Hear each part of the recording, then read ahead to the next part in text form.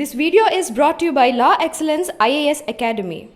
85లో ఒక డాక్టర్ అంటేనే చాలా రెస్పెక్టబుల్ జాబ్, అది ఒక సర్వీస్. అది సో అటు నుంచి ఇటువైపు రావడానికి కారణం ఏమిటి? యాక్చువల్లీ నేను ఎంఎస్ జనరల్ సర్జరీ చేస్తాము, ఒక సంవత్సరం చేసి తర్వాత నేను I left and joined civil services. First attempt when I wrote the exams, very difficult part of my life when after writing 4 papers I met with an accident.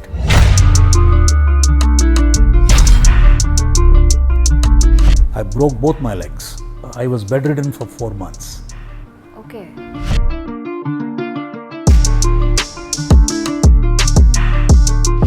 August 85. By then I got selected to IAS.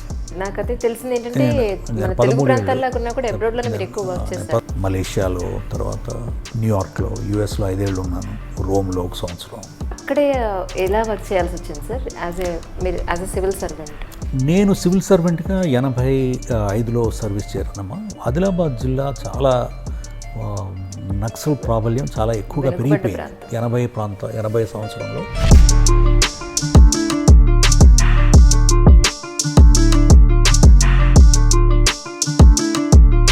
Service అంతా కూడా ఇంచుమించు field service అంతా కూడా నక్సల్ ప్రాంతంలోనే. నేను అడిగి మరీ ఆ ప్రాంతాలకి వెళ్ళి పనిచేశాను. నక్సల్స్ ప్రాంతానికి వెళ్ళాలి ఒక ఫ్యామిలీ ఉన్న పర్సన్ అంటే జనరల్గా భయపడతారు. పని చేయడానికి, ప్రజలకు సేవ చేయడానికి అక్కడ ఉన్నంత ఆపర్చునిటీస్ ఎక్కడ ఉండేవి కావు. ఒక ముఖ్యమైన సమస్య నక్సలిజం రావడానికి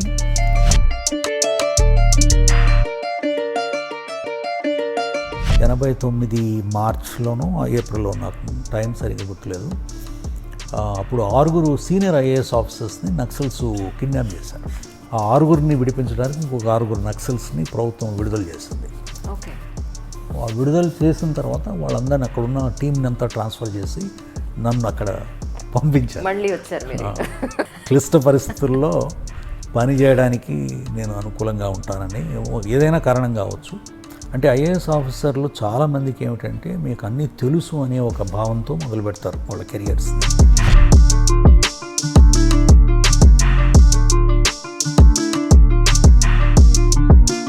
ఒక విధంగా నేను చాలా నేర్చుకున్నాను ప్రజల నుంచి. మరి అబ్రాడ్లో ఎప్పుడు పనిచేశారు?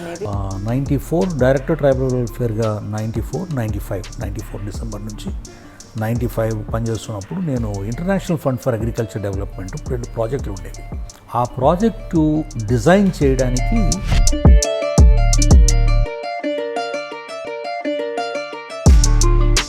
గిరిజన ప్రాంతాల్లో నేను చేసిన కృషి ఒక విధంగా ముఖ్యమైన కారణం నాకు ఈ అవకాశం రావడానికి. ఈ ఇంటర్నేషనల్ ఫండ్ ఫర్ అగ్రికల్చర్ డెవలప్మెంట్లో ఇప్పుడు ప్రస్తుతానికి ఆంధ్రప్రదేశ్లో కోవిడ్ ఎలా ఉంది అని అంటారు, ఎలా కంట్రోల్ చేయగలిగామని అనుకుంటున్నారు? అసలు కంట్రోల్ చేయగలిగామని అనుకుంటున్నారా మీరు, మీ ఉద్దేశం ప్రకారం? ఈ వ్యాధి భారతదేశంలోకి రావాలి అంటే ఒక వ్యక్తి తీసుకురావాల్సిందే. కాబట్టి ఎవరైతే విదేశాల నుంచి వస్తున్నారో వాళ్ళందరినీ కూడా మనం ముందే ఐడెంటిఫై చేసి, ట్రేస్ చేసి, ట్రాక్ చేస్తే బాగుంటుంది. కాబట్టి మేము ఏం చేసామంటే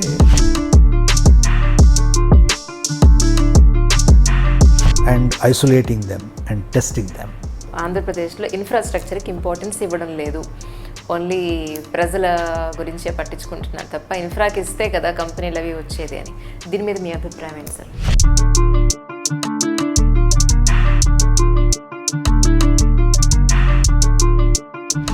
ఇంటర్నేషనల్ లెవెల్లో మీరు చాలా హ్యూజ్ నాలెడ్జ్ అనండి, అక్కడ ఉండే ఇన్ఫ్రాస్ట్రక్చర్ అనండి చాలా చూస్తుంటారు మీరు. వన్స్ ఇక్కడ వచ్చిన తర్వాత ఆల్మోస్ట్ ఒక 1.5 year మీరు నేను నేర్చుకున్నారు. చాలా సమస్య నేను గమనించేది ఏమిటంటే ఐఏఎస్ ఆఫీసర్లు వినడం మానేస్తారు. ఐఏఎస్ ఆఫీసర్ అవ్వగానే మాట్లాడడం మాత్రమే, వేరే వాడిని మాట్లాడనివ్వరు. నేను గమనించింది ఇంకో విషయం ఏంటంటే ఇంత పొటెన్షియల్ ఉంది ఇప్పుడు ఇండియన్స్లో, so much potential. I mean each one of us is smart, bright, intelligent in our own way.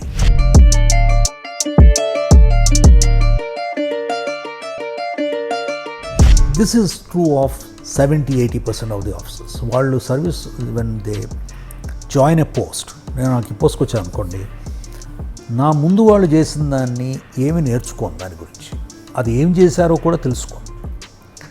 ఆ చేసిన దాన్ని ఎలా చెడగొట్టాలి,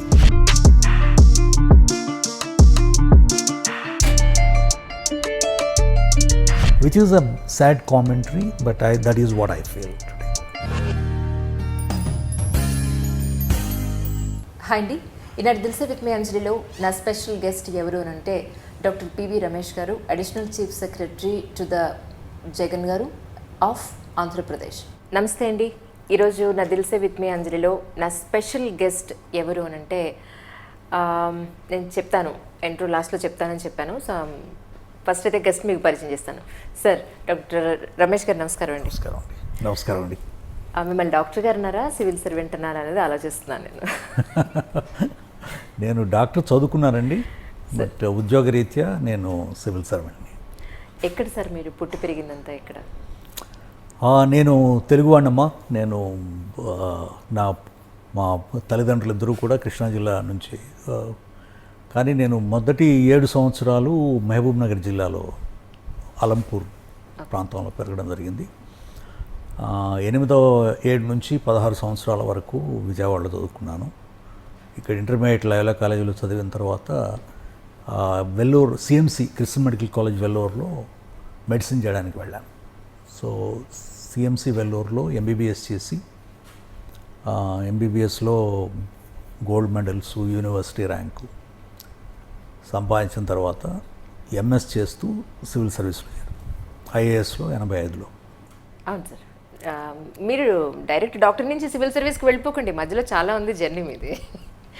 సార్, అంటే ఈ మధ్య కాలంలో అంటే డాక్టర్స్ కానీ మోడల్స్ కూడా ఈ ఇండస్ట్రీలోకి వస్తూ ఉన్నారు. ఐ మీన్ సివిల్ సర్వీసెస్ రాస్తూ ఉన్నారు, అచీవ్ చేస్తున్నారు. బట్ మీ అప్పుడు 85లో ఒక డాక్టర్ అంటేనే చాలా రెస్పెక్టబుల్ జాబ్, అది ఒక సర్వీస్, అది గ్రేట్ సర్వీస్. సో అటు నుంచి ఇటువైపు రావడానికి కారణం ఏమిటి యాక్చువల్లీ?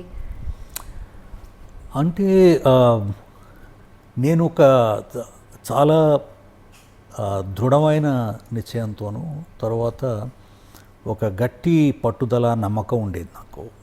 నేను మెడిసిన్ మీద చాలామంది ఆ రోజుల్లో, అంటే 80 సంవత్సరం 1980లో మొట్టమొదటిసారిగా డాక్టర్లు కూడా సివిల్ సర్వీస్కి రావచ్చు అనే పర్మిషను కొఠారి కమిషన్ తర్వాత, ఈ అదర్వైజ్ 80 కంటే ముందు అసలు డాక్టర్లు ఎవరు సర్వీస్లో లేరు, సివిల్ సర్వీస్లో. ఈ యొక్క పంధ 80 సంవత్సరంలోనే మొదలైంది. తర్వాత నాకు ఒక క్లాస్మేట్ ఉండేవాడు, అతనికి ఈ సివిల్ సర్వీసెస్ మీద చాలా మంచి అభిప్రాయము, ఇంట్రెస్ట్ అవన్నీ ఉండేవి. కాబట్టి అతను నాకు చెప్తూ ఉండేవాడు, కానీ నాకు పెద్ద పరిచయం సివిల్ సర్వీసెస్ మీద పెద్దగా పరిచయం లేదు. తరువాత నేను ఎంబీబీఎస్లో నాకు మెడిసిన్ మీద చాలా మక్కువ ఉండేది, చాలా interest. I was very passionate about my education and I studied very hard. I use to study very very hard. Specialisation ఏం చేశారు సార్? నేను ఎంఎస్ జనరల్ సర్జరీ చేస్తూ 1 సంవత్సరం చేసి తర్వాత నేను I left and join the civil services. So I was very much committed to medicine because I liked about it. తర్వాత నేను I also got very good marks, gold medals. Madras University, I stood second in the final year, and Vellore was an outstanding medical college. But then after graduation, when I house surgeon చేసేటప్పుడు అసలు జీవితంలో ఏం చేయాలి అనేది ఒక తీవ్రమైన ఒక మదన పడ్డాను 1 సంవత్సరం పాటు. పడిన తర్వాత ఏమి చేయగలను అంటే మెడిసిన్లో కంప్లీట్ చేసి, అప్పుడు నాకు అమెరికానో లేకపోతే యూకేనో ఆ రోజుల్లో మంచి స్టూడెంట్స్ అందరూ కూడా, ముఖ్యంగా వెల్లూరు నుంచి వచ్చిన వాళ్ళు, పోస్ట్ గ్రాడ్యుయేట్ చేయడము, లేకపోతే రీసెర్చ్ చేయడము, లేకపోతే యూఎస్ యూకేకి వెళ్ళడము అనేది ఆలోచించేవాళ్ళు. క్రిస్టియన్ స్టూడెంట్స్ ఏమో వెళ్ళి మిషన్ హాస్పిటల్స్లో పనిచేసేవాళ్ళు.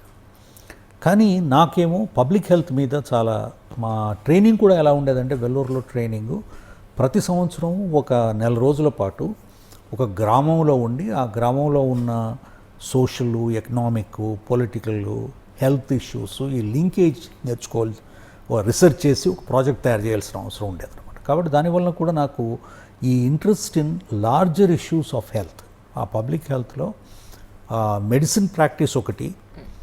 వెల్లూరులో ఒక విశేషమైన విషయం ఏమిటంటే, excellence in education, excellence in science, but on the other hand public health focus. ఈ రెండూ కూడా there is no other college or institution that I have seen this sort of a mix, this sort of an amalgamation, harmony. So that also gave me a lot of interest in public health. And public health గురించి ఆలోచిస్తే those days and even now public health has a low priority exactly sir. and also it is not considered an important branch. Only మీకేమి వేరే branch ఏమి రాకపోతే అప్పుడు public health తీసుకునేవాళ్ళు. నేను but I also didn't want to do public health because studying public health meant I would have become a professor and my life would have been there.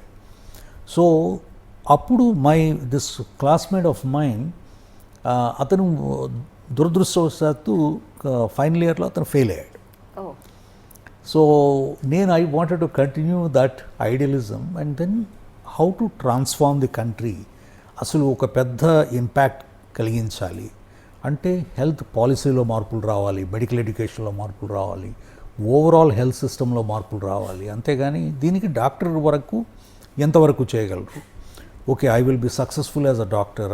I was very confident those days that I would make a success of my life. Okay. And I had this determination that there is nothing can stop me from getting what I wanted. So our determination, our goal, our focus, I think is extremely helped me in my life. Kabatti dani meeda focus chestu then I thought that I must make a larger difference to the society, not just from a selfish point of view. Idigo nenu successful. Those days cardiothoracic surgery used to be considered a very అసలు చాలా పెద్ద surgery చాలా sir పెద్ద అది. or cardiology. అవును. And so I wanted to be, my natural inkling, because I had a very thorough ability to study in depth. So everybody said, I must become a cardiologist. But then I thought I should become a surgeon and then, practice both. But at the end of it, I thought, what would I do? Maybe I would help in my life 20,000, 30,000, 40,000 families, and maybe I would make a name, I would become professor, because I always wanted to be in a medical college. Beyond that, what? Ane uddeshanto, then I said, I was only 22 when I graduated. So I said, I'll take 1 year off and then I will prepare myself. And so that is how I took medicine. ఆ రోజుల్లో medicine ఉండేది కాదు సబ్జెక్ట్గా. నేను I took history and psychology. ఓహో. So psychology because నేను gold medallist in psychiatry in ఎంబీబీఎస్లో. So నాకు కొంత సైకాలజీ మీద ఇంట్రెస్ట్ ఉండి చదువుకునేవాడిని. History was an easy subject to read. After studying medicine any subject was easy to read. So that is how I started actually preparing myself. And ఆ తర్వాత 3 నెలలు ఇంటికి వచ్చి కూర్చుని మా ఇంట్లో చదువుతుంటే మా parents they were not happy that after వెల్లూరులో నువ్వు గోల్డ్ మెడల్ అదే అని చెప్పుకుని ఇంటికి వచ్చి కూర్చున్నావు అంటే చుట్టుపక్కల వాళ్ళందరూ అడుగుతున్నారు, ఏం మీ అబ్బాయి తప్పాడా, ఎందుకు వచ్చాడంటే. సో అప్పుడు నాకు కంబైన్డ్ మెడికల్ సర్వీసెస్ ఎగ్జామ్లో 83లో I topped the combined medical services exam, which I had written as a passion, as a contest. I must excel, let me test myself how far I could go on. Then I joined the railways for my railway as a assistant divisional medical officer. Oh. And because that gave me time to study at night, and daytime work was not heavy, but though I needed to deploy about 6 years, about 6 గంటల time spend చేస్తే హాస్పిటల్లో, మిగిలిన time was my own. So ఆ విధంగా prepare అయ్యాను. But first attempt when I wrote the exams, civils, that is a very difficult part of my life. When after writing 4 papers, languages and general studies, I met with an accident. I met with an accident, really unfortunate accident, and I broke both my legs, multiple fractures. Oh my God. Multiple fractures. So inka I was bedridden for 4 months. Okay. So I could not write the exam. I couldn't get in the first attempt. So I couldn't complete. So appudu then I went back. By the time I recovered, it was already May 84. So then I went back and wrote the exam again in 84, and then I wrote the medical examination, PG exam, and joined for MS General Surgery. Okay. And MS General Surgery I did till August 85. By then I got selected to IAS. Psychology, history were those days were easy subjects, but I am particularly, I believe, civil services preparation, it expanded my horizon. It was not difficult for me because medicine, I used to, every day I used to study 6-7 hours in my medical college minimum, apart from attending classes. I used to sleep only 3 గంటలు మాత్రమే పడుకునేవాడిని. అలా ఇవి tired అనిపించదు కదా sir మీకు? అసలు I always, in my life I have never felt tired even now. In fact, అంటే ఈ న్యూ జనరేషన్, ఈవెన్ మా చిల్డ్రన్ కూడా ఏమిటి ఐఎమ్ ఫీలింగ్ టైర్డ్ అంటే నాకు ఐ ఫీల్ రియల్లీ, అంటే అసలు ఎలా, how can you get tired అనిపిస్తుంది. అంటే you you cannot get the minute you feel tired, that means something in my view, if something is wrong, you must look at yourself. Okay. Both internally. I never feel tired. I never felt tired, at least. Okay. So I learned the civil service preparation. It expands your horizon because you have both a breadth and the depth. Breadth in the sense of general studies, from Constitution of India to culture to literature to science and technology. Range of subjects. I think system has changed now, but in my days 2 subjects, 2 optionals, both optionals 2 papers undevi, history and psychology. Okay. And history really, I believe, is everybody must study history. Sir. And also of course psychology. Numbers బాగా గుర్తుపెట్టుకోగలుగుతారా మీరు? Numbers నేను బాగా గుర్తుపెట్టుకోగలను లేదు కానీ ఎలా మరి history అంటే ఎలా మీకు ఆ స్టోరీస్ అవి ఇష్టమా? అంటే వాట్ అబౌట్ ది స్టోరీ? అంటే history really is not so much about the dates. Okay. అంటే మామూలుగా సాధారణంగా ఏమనుకుంటారంటే ప్లాసీ యుద్ధం పలానా రోజు జరిగింది, లేకపోతేనేమో ఇంకో పానిపట్టు యుద్ధం, మొదటి పానిపట్టు యుద్ధం పలానా రోజు జరిగింది. అది కాదు. అంటే అప్పుడున్న ఆ సాంఘిక ఆర్థిక పరిస్థితులు ఏమిటి, రాజకీయ వాతావరణం ఏమిటి, ప్రజల్లో ఉన్న ఆ రోజుల్లో సమస్యలు ఏమిటి, ఆ మార్పు ఎందుకు వచ్చింది, అంటే మొఘల్స్ ఎందుకు గెలిచారు, యుద్ధం ముఖ్యం కాదు, యుద్ధం జరిగినా జరగకపోయినా కూడా ఆ రోజు ఇబ్రహీం లోడి ఓడిపోయి ఉండేవాడేమో. కాబట్టి ముఖ్యం ఏమిటంటే ఏ కారణాల వలన, ఏ పరిస్థితుల ప్రభావం వలన ఆ సమాజంలో ఎటువంటి మార్పులు వచ్చాయి అనేది అర్థం చేసుకోవడం అనేది చరిత్ర. మనం చరిత్ర అనేది ఒక యుద్ధాలతోనే సరిపోతుంది అన్నమాట. ముఖ్యంగా స్కూల్స్లో మన పాఠ్య గ్రంథాల్లో చెప్పేది ఏమిటంటే ఇది నేర్చుకున్నాం, ఇది పలానా రోజు పలానా జరిగింది, పలానా రోజు పలానా జరగడానికి గల కారణాలు ఏమిటి. ఇప్పుడు మోడర్న్ హిస్టరీకి వచ్చినా కూడా round table conference, first round table conference కానీ, second round table conference, Stafford Cripps mission కానీ, పూనా ప్యాక్ట్ కానీ, అది 1935 ఇండియా యాక్ట్ కానీ, ఇవన్నిటికి కూడా there are number of reasons why these things have happened. So dates are incidental, they are important from symbolic purpose. మనకి independence 15 August 48 వచ్చింది అనేది, that's for a symbolic purpose, it's important for us to remember and celebrate it as a independence day. But it's more important to know ఎందువలన అసలు మనకి ఎందుకు independence ఎందుకు వచ్చింది, ఎలా వచ్చింది, దానికి కారణాలు ఏమిటి తెలుసుకోవడం ఇంకా ముఖ్యం. ఇప్పుడు మీ ఇంట్లో మీ తర్వాత మళ్ళీ ఎవరైనా సివిల్ సర్వీసెస్లోకి వచ్చే అవకాశం ఉందా సార్? లేదమ్మా, ఎందుకు మీ బిజీ లైఫ్ చూసి భయపడిపోయినట్టున్నారు అందరూ? మా పిల్లలిద్దరూ కూడా దే ఆర్ అంటే నేను చాలా సంవత్సరాలు ఇంటర్నేషనల్ ఎన్వైరన్మెంట్లో పనిచేశాను. ఎగ్జాక్ట్లీ సార్, నాకు అదే తెలిసింది ఏంటంటే మన తెలుగు ప్రాంతాల్లో కన్నా కూడా అబ్రాడ్లోనే మీరు ఎక్కువ వర్క్ చేస్తారు. 13 ఏళ్ళు బయట పనిచేశాను. ఓకే. సో మా పిల్లలిద్దరూ కూడా బయట చదువుకున్నారు. అంటే నేను మలేషియాలో, తర్వాత న్యూయార్క్లో, యుఎస్లో 5 ఏళ్ళు ఉన్నాను, మలేషియాలో 4 ఏళ్ళు, రోమ్లో 1 సంవత్సరం, ఆ తర్వాత మా పిల్లలంతా అందుకని బయట వేరే దేశాల్లో చదువుకున్నారు. Okay okay okay. అంటే అక్కడే ఎలా వర్క్ చేయాల్సి వచ్చింది సార్ మీరు యాజ్ ఎ సివిల్ సర్వెంట్? నేను సివిల్ సర్వెంట్గా 85లో సర్వీస్ చేరానమ్మా. 85లో చేరిన తర్వాత 85 నుంచి 86 వరకు training in Mussoorie. Yes sir. Mussoorie ట్రైనింగ్లో ఫస్ట్ ఫౌండేషన్ కోర్సు, అది 3 months ఫౌండేషన్ కోర్సు. దాంట్లో ఐఏఎస్తో పాటు ఐపీఎస్, ఐఎఫ్ఎస్ సర్వీసెస్ ఉండేవి ఆ రోజుల్లో. ఇప్పుడు జనరల్గా మిగిలిన సర్వీసులు కూడా ఉంటున్నారు.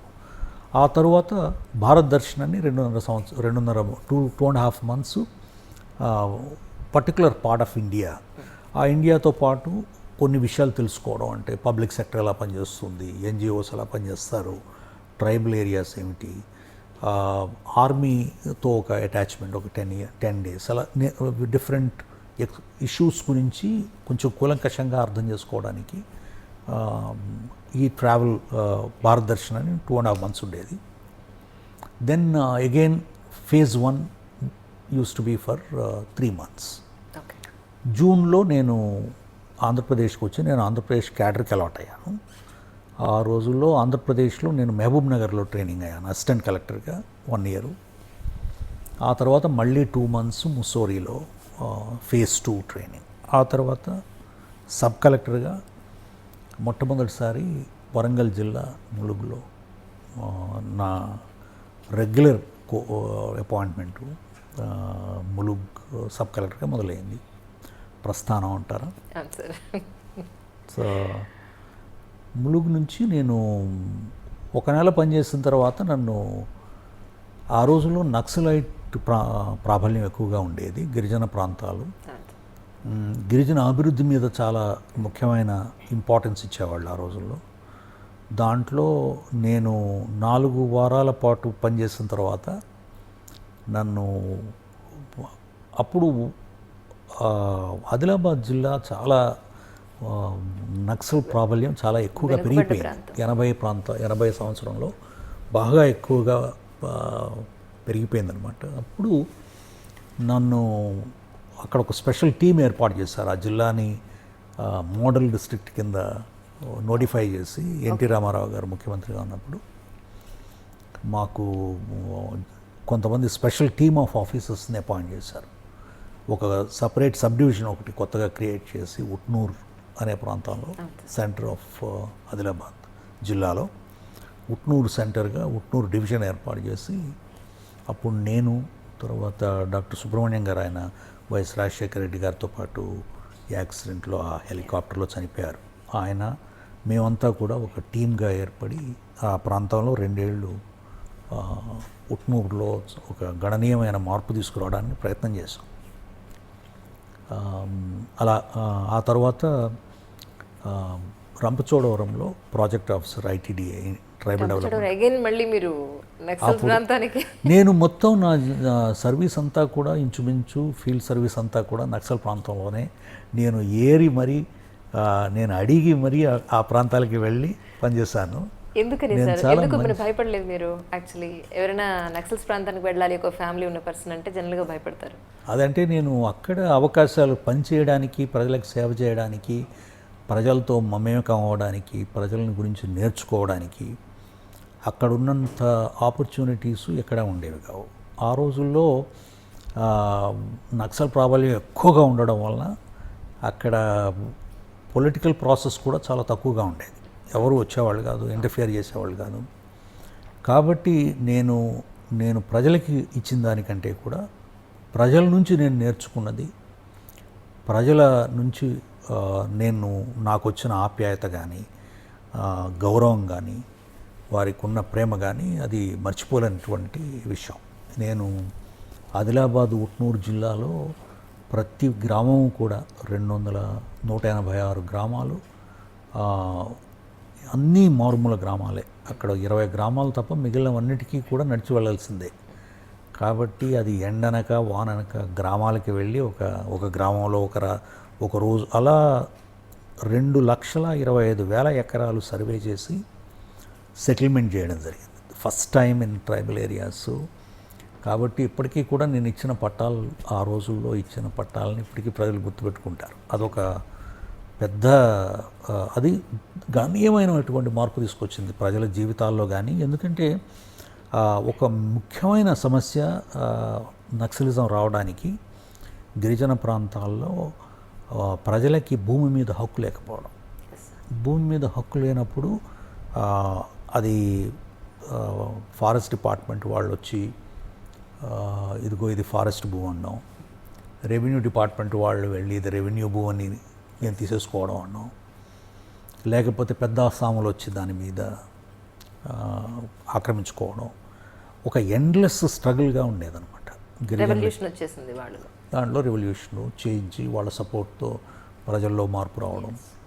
సో ల్యాండ్ అక్కడ సెటిల్మెంట్ అండ్ టైటిల్ సెక్యూరిటీ అనేది that was a transformational moment. Yes. And I 2 months నేను ఒక ఎండనక వాననక పనిచేస్తాను దానికి. అంటే నేను ఒక్కడినే కాదమ్మా, ఒక extraordinary team of 100 surveyors, 50 deputy tahsildars, revenue inspectors, special teams కింద ఆ రోజుల్లో గిరిజన మాగాణ సమారాధనని ఒక పెద్ద కార్యక్రమం కింద ఏర్పాటు చేసి ఒక ట్రాన్స్ఫర్మేషనల్ మెజర్ తీసుకున్నాం దాని మీద. So in that sense I'm very proud of that, of my first beginning of my career. I learned. గ్రామాల్లోనే పడుకునేవాళ్ళం, చెట్టు కింద పడుకోవడం, ప్రజలతో పాటు కలిసి భోజనం చేయడం, గ్రామాల్లో ఒక గ్రామం తర్వాత ఒక గ్రామానికి వెళ్ళడం. సో సర్వే ఒక పక్కన జరుగుతూ ఉంటే వెరిఫికేషన్, ఫీల్డ్ వెరిఫికేషన్ ఇంకో పక్కన జరిగేది. నేను దాన్ని ఒకసారి ప్రజలతో పాటు కలిసి కూర్చొని ప్రజా కోర్టులను నిర్వహించేవాళ్ళం. సో దాంతో నక్సలిజం ప్రాబ్లం బాగా తగ్గిపోయింది ఆదిలాబాద్లో. By 1990 naxalism influence at least in the core ఏరియాస్లో ప్రాబ్లమ్స్ కంటిన్యూ. సో తరువాత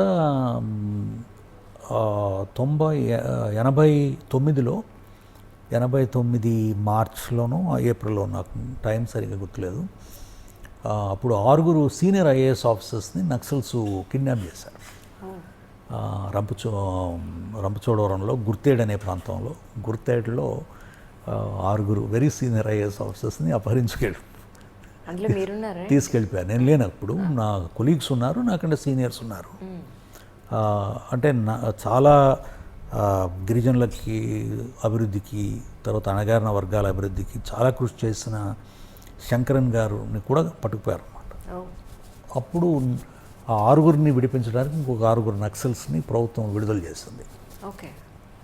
విడుదల చేసిన తర్వాత వాళ్ళందరినీ అక్కడున్న టీంని అంతా ట్రాన్స్ఫర్ చేసి నన్ను అక్కడ పంపించారు. మళ్ళీ వచ్చారు మీరు.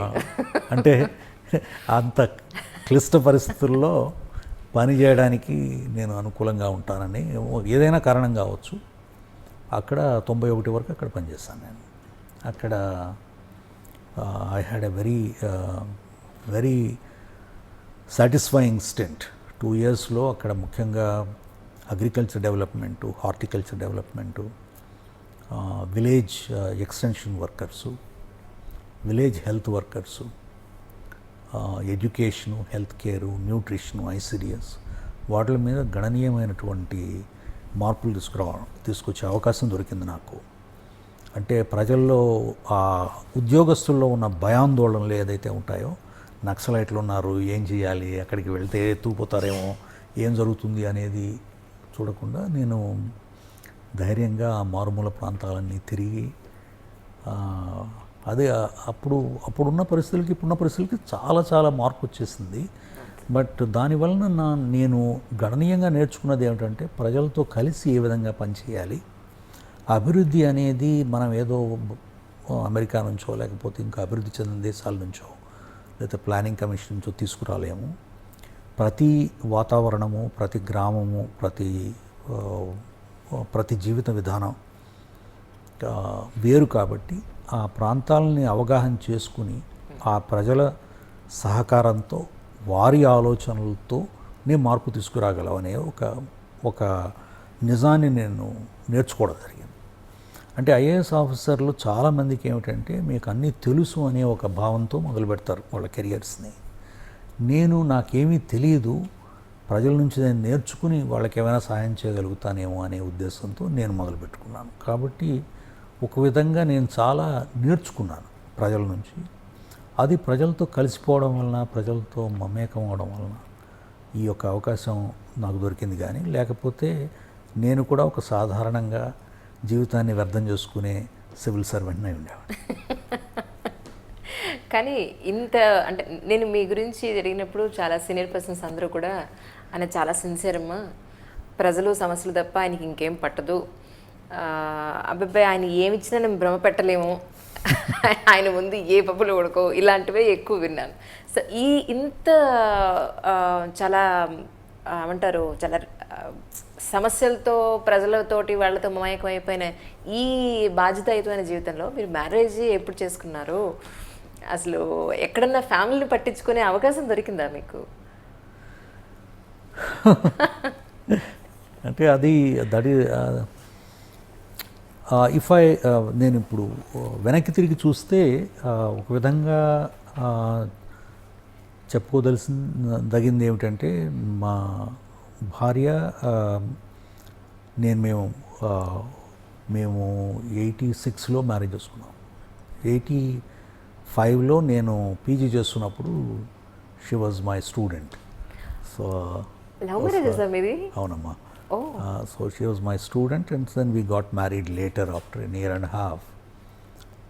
నేను ఉట్నూరులో ఉన్నప్పుడు my wife, she did her PG in neurosurgery in Vellore. 2 ఏళ్ళు పీజీ చేసిన తర్వాత నేనేమో ఉట్నూరులో ఉండేవాడిని, ఆవిడేమో వెల్లూరులో ఉండేది. సో అది 2 డిఫరెంట్ వరల్డ్స్. తర్వాత నేనేమో ఎక్కువ రోజులు ట్రైబల్స్ గ్రామాల్లో తిరిగేవాడిని కాబట్టి ఆ రోజుల్లో టెలిఫోన్లు, మొబైల్స్ అవి లేవు. రెగ్యులర్ టెలిఫోన్లు కూడా పనిచేసేవి కాదు అసలు. ఉట్నూరులో ఎలా ఉండేదంటే అది డైలప్ కూడా ఉండేది కాదు ఆ రోజుల్లో. ఉట్నూరు నుంచి మీరు ఎక్కడికి ఫోన్ చేయాలన్నా కూడా ఫోన్ తీసుకుంటే అది ఎక్స్చేంజ్ కనెక్ట్ అవుతుంది, ట్రంకాల్ బుక్ చేయాలి. చేసిన తర్వాత మళ్ళీ అక్కడ మా శ్రీమతి గారేమో it's use to be a big process because she use to be in the hospital and it was not, so it became impossible after 2 years. Okay. So she unfortunately had to choose to discontinue her studies. So PG's మధ్యలో వదిలేసి రంపచోడవరం వచ్చేసారనమాట. రంపచోడవరం వచ్చి she use to work as ఆ రోజుల్లో డాక్టర్లు ఎవరు tribal ఏరియాస్లో ఉండేవాళ్ళు కాదు. So she worked as an honorary doctor. Then later she join the government service. But otherwise, she worked for quite some time in remote areas. Okay. She used to go conduct training. She became very popular on her own, without my knowledge. But it had always been an issue that I couldn't spare much time for my family. So that's how my career started. Okay. And so my problem, if I may say, is that I never really, except for my work, I never bothered about anything else. Yes, sir. So because there's so much to be done. జీవితంలో life is so small and so much to be done in our life spans. ఇంతకీ ఇప్పుడు as a civil servant మీరు ఇక్కడ work చేస్తున్నారు, almost remote areas అనండి, లేకపోతే ఈ ప్రభావిత ప్రాంతాలనండి. మరి అబ్రాడ్లో ఎప్పుడు పనిచేస్తారు అనేది? నేను ఓకే క్లుప్తంగా చెప్పాలంటే నేను 91లో అమ్మా, నేను 91 Vizag rural development DRDA project ఆఫీసర్గా పనిచేశాను. అక్కడి నుంచి I was posted as joint collector Karimnagar. That was another Naxal area where I have the distinction of, I think అప్పుడు ceiling surplus lands PV Narasimha Rao గారు ప్రధానమంత్రి, వారి ఊర్లో నక్సల్ హెడ్ క్వార్టర్స్ ఉండేది వంగర గ్రామంలో ఆ రోజుల్లో. 91, 92లో. సో వారి సర్ప్లస్ ల్యాండ్స్ని డిస్ట్రిబ్యూట్ చేయడం జరిగిందనమాట. 1300 ఎకరాలు సర్ప్లస్ సీలింగ్ సర్ప్లస్ ల్యాండ్స్ ఆయనకు సంబంధించినవి. So I have the distinction of distributing PV Narasimha Rao గారి భూములు వారి గ్రామంలో. అక్కడ నుంచి నక్సల్స్ ఆ తర్వాత అక్కడ నుంచి వాళ్ళ హెడ్ క్వార్టర్స్ ఎత్తేసారనమాట. తర్వాత నేను చిత్తూరు జాయింట్ కలెక్టర్గా పనిచేసి దెన్ మహబూబ్ నగర్లో మళ్ళీ జాయింట్ కలెక్టర్గా పనిచేసి ఆ తర్వాత నేను డైరెక్టర్ ట్రైబల్ వెల్ఫేర్ 94లో 94 డైరెక్టర్ ట్రైబల్ వెల్ఫేర్గా 94 డిసెంబర్ నుంచి 95 పనిచేస్తున్నప్పుడు నేను international fund for agriculture development 2 ప్రాజెక్టులు ఉండేవి.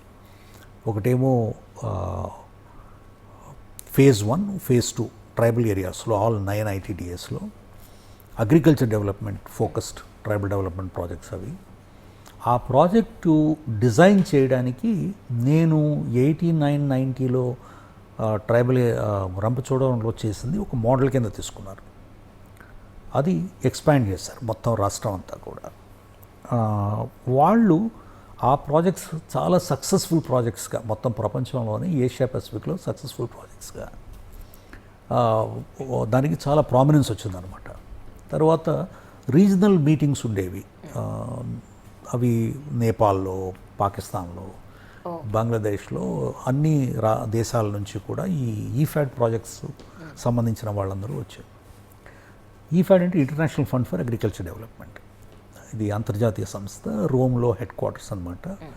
అవి చాలా ఇంపార్టెంట్ ప్రాజెక్ట్స్ వాళ్ళు ఫైనాన్స్ చేశారు మొత్తం ప్రపంచవ్యాప్తంగా వివిధ దేశాల్లో. వాళ్ళకి ఒక country program manager post vacant అయిందనమాట. అది ఆ హెడ్ క్వార్టర్స్ బ్యాంకాక్ నుంచి కౌలాలంపూర్కి మార్చినప్పుడు ఒక పోస్టు ఒకరు బ్యాంకాక్లోనే వేరే ఫామ్లో చేరారు. అప్పుడు అది అడ్వర్టైజ్ చేశారనమాట.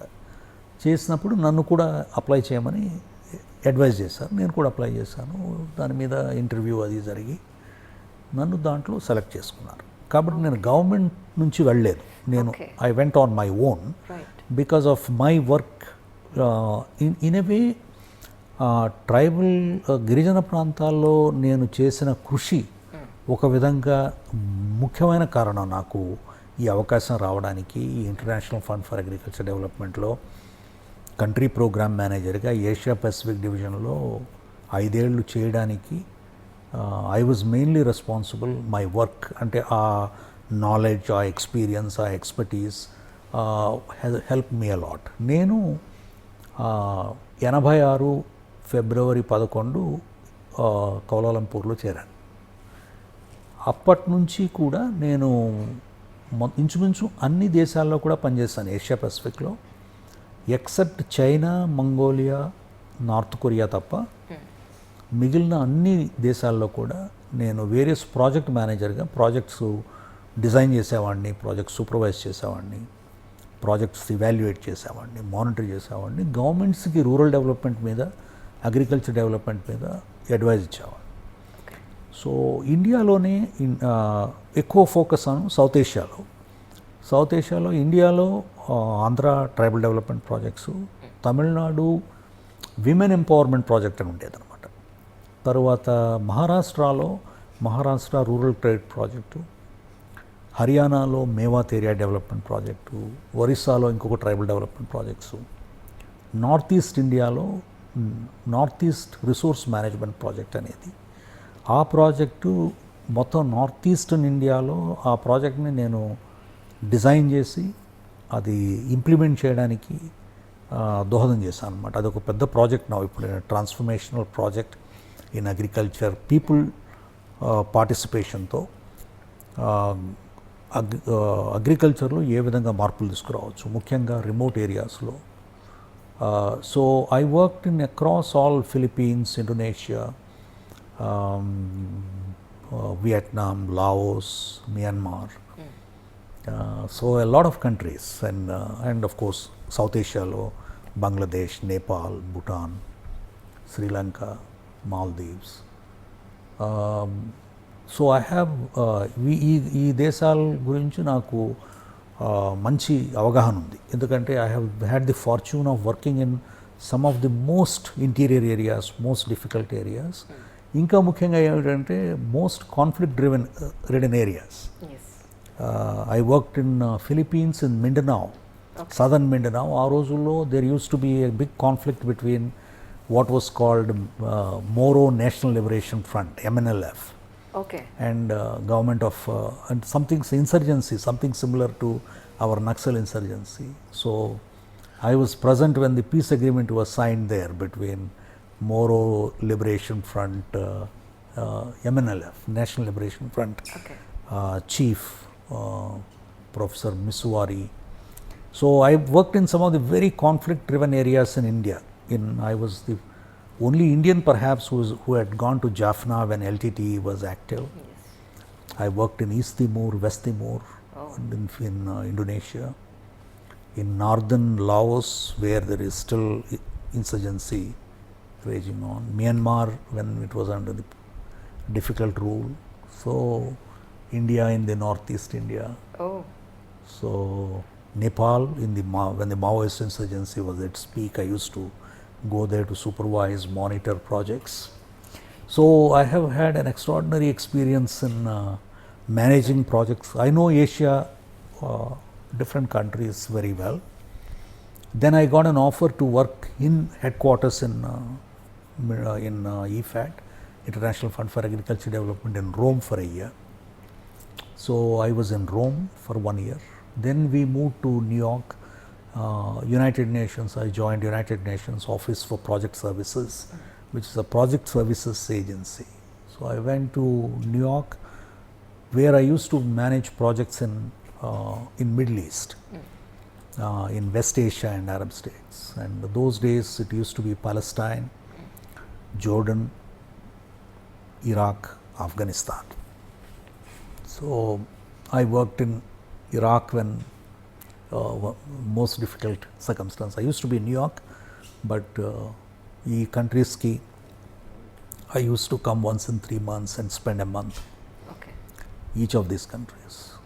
So, and then of course I also had this global exposure, because UN headquarters, when you work in New York in the United Nations headquarters, you work with number of agencies, with UNICEF, with United Nations headquarters office. So I had a very 360-degree view of the international development, both a worm's eye view and a bird's eye view of ఇందుగరడు అందులేడు అన్నట్టుగా మొత్తం అంతా ఒక చుట్టు చుట్టూ వచ్చేసారు మీరు. yeah. And then I was in Nairobi in Kenya.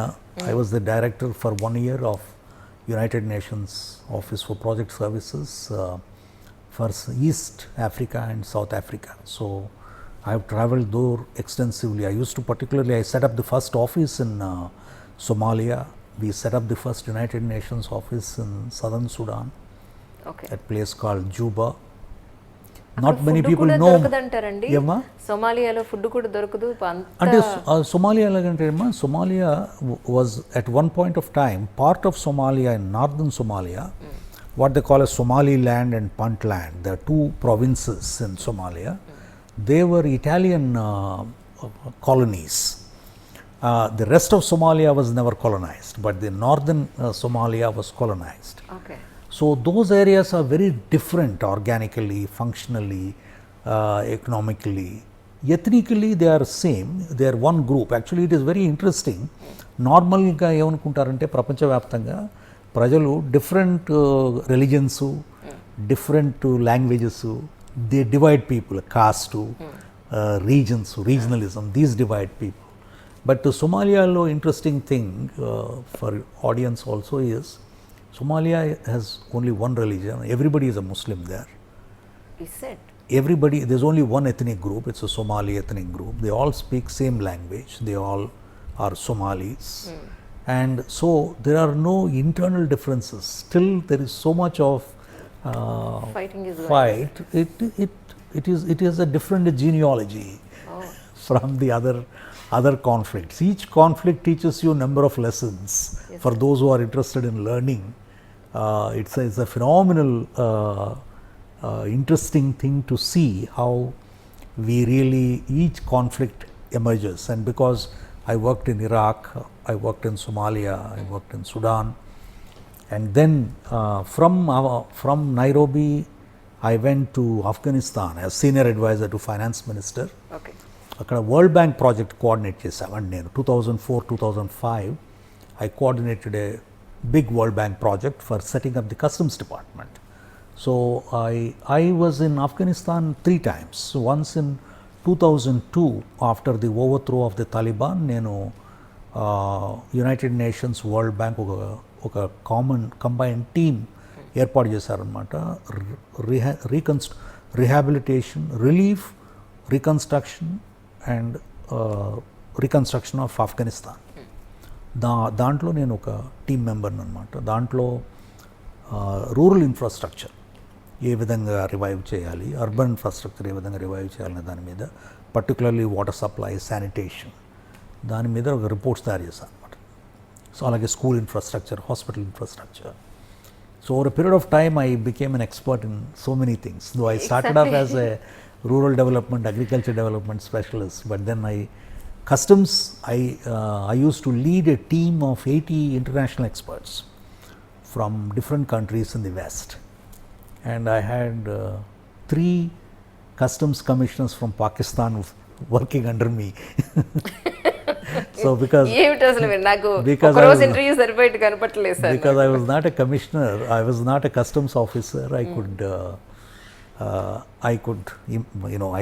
everybody sort of liked me because I knew nothing about customs. And as a team leader, it is always helps that you are not an expert, but you are just a good person, good human being. You don't have, normally Indians, particularly Indian IAS ఆఫీసర్లు అంటే international ఏజెన్సీస్లో చాలా భయపడతారు. ముఖ్యంగా ఎందుకు భయపడతారంటే, Indian IAS ఆఫీసర్లు అంటే వాళ్ళు number 1 team players కాదు, వాళ్ళు టీంలో పనిచేయలేరు, సోలో ఆపరేటర్స్. రెండవది ఏమిటంటే వీళ్ళు కమాండ్ అండ్ కంట్రోల్ సిస్టానికి అలవాటు పడిన వాళ్ళు. ఆర్డర్లు ఇస్తారు, ఇన్స్ట్రక్షన్లు ఇస్తారు, కానీ ఇన్స్ట్రక్షన్లు తీసుకోరు. కాబట్టి వీళ్ళతో పనిచేయడం చాలా కష్టం అని ఐఏఎస్ ఆఫీసర్ని జనరల్గా ఇంటర్నేషనల్ డెవలప్మెంట్ ఏజెన్సీస్ తీసుకోవడానికి ఇష్టపడరు, చాలా అనుమానిస్తారనమాట. రెండవది ఇండియన్స్ అంటే జనరల్గా కూడా అదే టెంపర్మెంట్, ఇండియన్సే కాదు, పాకిస్తానీసు, నేపాలీసు కూడా అదే టెంపర్మెంట్, అంటే అథారిటేరియన్గా మాట్లాడడం, నెగోసియేషన్ స్కిల్స్ చాలా పూర్గా. అంటే అన్నీ నాకు తెలుసు కాబట్టి ఇంకా మీరేం చెప్తారు నాకు. కాబట్టి ఆ రీజన్స్ వల్ల ఇంటర్నేషనల్ ఎన్వైరన్మెంట్లో ఇండియన్స్ జనరల్గా, ముఖ్యంగా ఐఏఎస్ ఆఫీసర్లు ఫిట్ గారు అనమాట. సో నాకు ఈగో లేదు, కమాండ్ ఎలా చేయాలో తెలియదు. అండ్ ప్రజలతో మమేకమై పనిచేసిన వాళ్ళని లెర్నింగ్ ప్రాసెస్ నేర్చుకోవడం, అది నేర్చుకోవడం వల్ల I learned a lot from these people. So I had the distinction of going to 6 different neighboring countries without visa, including Pakistan.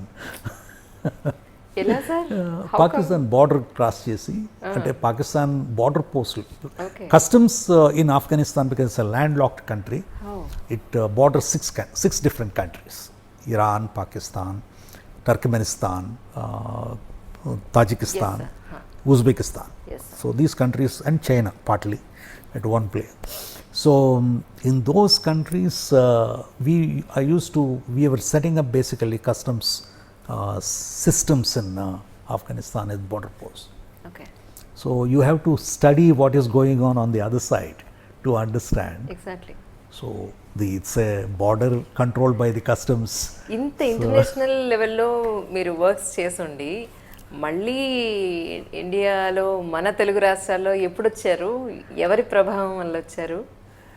నేను ఆ వరల్డ్ బ్యాంక్ తర్వాత నేను I went back to I was country director of UN population fund in Afghanistan for a year. ఆ తర్వాత then I went to New York for 1 year again as senior advisor in programming. అంటే global programs ఎలా design చేయాలి, development programs, country programs, ముఖ్యంగా security compromise కంట్రీస్లో ఎలా తయారు చేయాలి. So while I was working there, government of India said you come back because నార్మల్గా IAS ఆఫీసర్లు ఫారెన్ డెప్యుటేషన్ల మీద 5 ఏళ్ళు పనిచేయచ్చు. అప్పుడు నేను అప్పుడున్న పరిస్థితుల్లో వాజ్పేయి గారు ప్రైమ్ మినిస్టర్గా ఉన్నప్పుడు ఒక నిర్ణయం తీసుకున్నది ఏంటంటే 2000 సంవత్సరంలో యాక్చువల్లీ నేను I vent only to work for 1 year originally because my contract was for 1 year. Okay Then I became a regular staff member. When I regular staff member, then since I was a regular staff for 5-year horizon, then I wanted to come back because I always wanted to be in the IAS, do real things, because international development, you don't see the result of your work. Okay Whereas here you see the result of your work and scale is much bigger. Ikkada scale is much bigger because you're dealing with crores of people, there you're dealing with lakhs of people. So I always felt that the concrete work, though there's no comparison in terms of the salary, remuneration, but I never counted those as important. I was getting, when I left United Nations, my salary, gross salary was $20,000 a month, tax free. When I came back here, I 1,20,000 rupees. Yes. So it's a world of a difference. But I never counted those when I came back, because what happened was Vajpayee garu టైంలో ఏం decide చేశారంటే IAS ఆఫీసర్లు కానీ any government officer if is working in international organisation at a senior level P5 and above, they should continue as long as they are not replaced by another Indian అని ఒక appoints committee of the cabinet ఒక నిర్ణయం తీసుకుని దాంట్లో I was one of the 8 people who benefited out of that. So my tenure was extended okay by another 5 years. And then government changed and they had a different view that people must choose between IAS and international career. Right? I was a regular staff member. I got promoted very fast. I was one of those on the very fast track. I was P4. Within 2 years I became P5. Within 3 years I became D1. So which normally takes 12 years to make get this. So I was D1 when I came back. So which is a fairly senior position. So senior management position lo unna vallu can continue ane danni Manmohan Singh garu, he said people must choose. Some of our arguments was, I mean people, both ways works. Ante meer international service lo, suppose I had a choice to stay back. I could have stayed back. There was no need for me to come back. Yes But I came back. I think I am the only one who came back.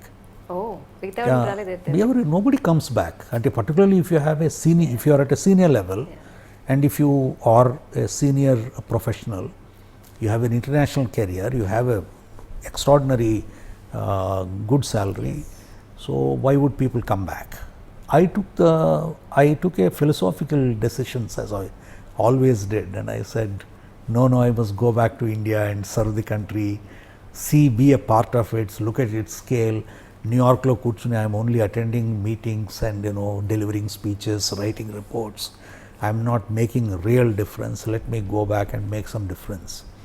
That's how I came back here. And I was health secretary, principal health secretary for 2.5 years yes after I came back, and then principal finance secretary for 5 years. And I was secretary in charge of the state reorganization, which divided the state into two. So it was at that time I got an opportunity to go to Delhi, Government of India, and I was for 2.5 years REC chairman. I am proud of that assignment. I electrified this country, yes sir or at least I led the process for electrifying India. I mean, India can be proud that, I mean, of course, the Prime Minister's leadership and the Minister's inspiration, but I led the actual operational process, coordinating the entire country, mobilizing lakhs of people, every state government, every chief minister, every minister, power secretary, power establishments across the country. We electrified in 14 months every household, yeah 2 crore 49 lakh households, and I am proud of that achievement. And similarly, I am also proud of the fact that I doubled the size of REC, which was a NBFC, a non-banking finance company. It had a loan book of 1.5 lakh crores. When I left, it was 3 lakh crores, and I raised $9 billion in the international market. First green bond from India, $500 million green bond. First green bond traded on London Stock Exchange, 28th June 2017. So I am very proud of. I mean, one thing I am very particular is that I must take pride in my work. If you, anybody, everybody, whether I'm an attender, whether I'm driver, it doesn't matter. You have to take pride Yes, in whatever you do. And I'm very proud of what I have done in my career. నాకు నేనే ఒకసారి today but a wonderful person sir really మీరు ఇందులో ఉన్నారు ఇందులో లేరు అని లేకుండా అలాగే you are such amazing person sir really అంటే నాకు టూ ఇష్యూస్ అమ్మా. One is hard work. I worked hard all my life. It's 24/7 job, 365 days a year for 36 years and never paused. In fact, for first 11 years of my service, except for 3 days of my wedding, oh I have never taken leave. I never availed a Sunday. I never took a vacation. I never took leave for a festival. 11 years passed by even before I realized. And it's only when abroad వెళ్ళిన తర్వాత అక్కడ weekends అంటే ఎవరు పని చేయరు, ఆఫీస్కి రారు అంటే తప్ప నేను అప్పటికి ఇంటర్నెట్లో ఇవన్నీ వచ్చేసాయి కాబట్టి ఇంటి దగ్గర నుంచి పని చేయడం, కంప్యూటర్లు, reports. Most of the time weekends I use to spend writing reports. International లెవెల్లో మీరు చాలా హ్యూజ్ నాలెడ్జ్ అనండి, అక్కడ ఉండే ఇన్ఫ్రాస్ట్రక్చర్ అనండి చాలా చూస్తుంటారు మీరు. వన్స్ ఇక్కడ వచ్చిన తర్వాత ఆల్మోస్ట్ ఒక 1.5 year ఫర్ ద మీరు ఇక్కడ ఆల్మోస్ట్ వచ్చి, సో ఈ 1.5 yearలో మీరు నేను నేర్చుకున్నారు అనేది ఒకటి, దేశ విదేశాలు చూసి అక్కడ మీరు తెలుసుకున్నది టోటల్గా మీరు ఇప్పుడు తెలుసుకున్నది ఏంటి అని అంటే ఏం చెప్తారు? ప్రపంచంలో నుంచి తెలుసుకోవాల్సింది చాలా ఉందమ్మా. అది మనం ఇక్కడ అప్లై చేయగలమా లేరా అనేది ఇంకొక విషయం. నేను అందరికీ ఏమైనా అడ్వైజ్ ఇస్తానంటే, మీరు ముఖ్యమైన అంశం ఏమిటంటే ప్రతి చోట కూడా నేర్చుకోవచ్చు. నేర్చుకునేది చాలా ఉంది. మీరు చూడడం నేర్చుకోవాలి, వినడం నేర్చుకోవాలి. చాలా సమస్య నేను గమనించేది ఏమిటంటే ఐఏఎస్ ఆఫీసర్లు వినడం మానేస్తారు. ఐఏఎస్ ఆఫీసర్ అవ్వగానే మాట్లాడడం మాత్రమే, వేరే వాడిని మాట్లాడనివ్వరు. రెండవది ఏమిటంటే మీ దగ్గర నుంచి నేను నేర్చుకునేది ఏమీ లేదు అని ఒక నిర్ణయానికి వచ్చేస్తారు. కాబట్టి చెప్పడమే తప్ప వినడం కానీ నేర్చుకోవడం కానీ అనేది ఉండదు. కాబట్టి నా ఫస్ట్ మీరు వినడం నేర్చుకోవడం, తరువాత మాట్లాడడం తగ్గించి వేరే వాళ్ళు చెప్పే దాంట్లో నిజానిజాల గురించి అర్థం చేసుకోవడం, ఇది ఒక భాగం. రెండవది ముఖ్యంగా వ్యక్తుల్ని గౌరవించడం. ముఖ్యంగా ఎవరైతే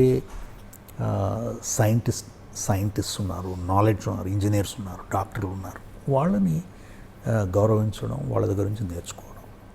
మూడవది ఏమిటంటే ఆ నాలెడ్జ్ని కానీ ఎక్స్పీరియన్స్ని కానీ మనకున్న పరిస్థితుల్లో ఏ విధంగా అన్వయించుకోగలం, అన్వయించుకుని ఏ విధంగా మార్పు తీసుకురాగలం అనేది.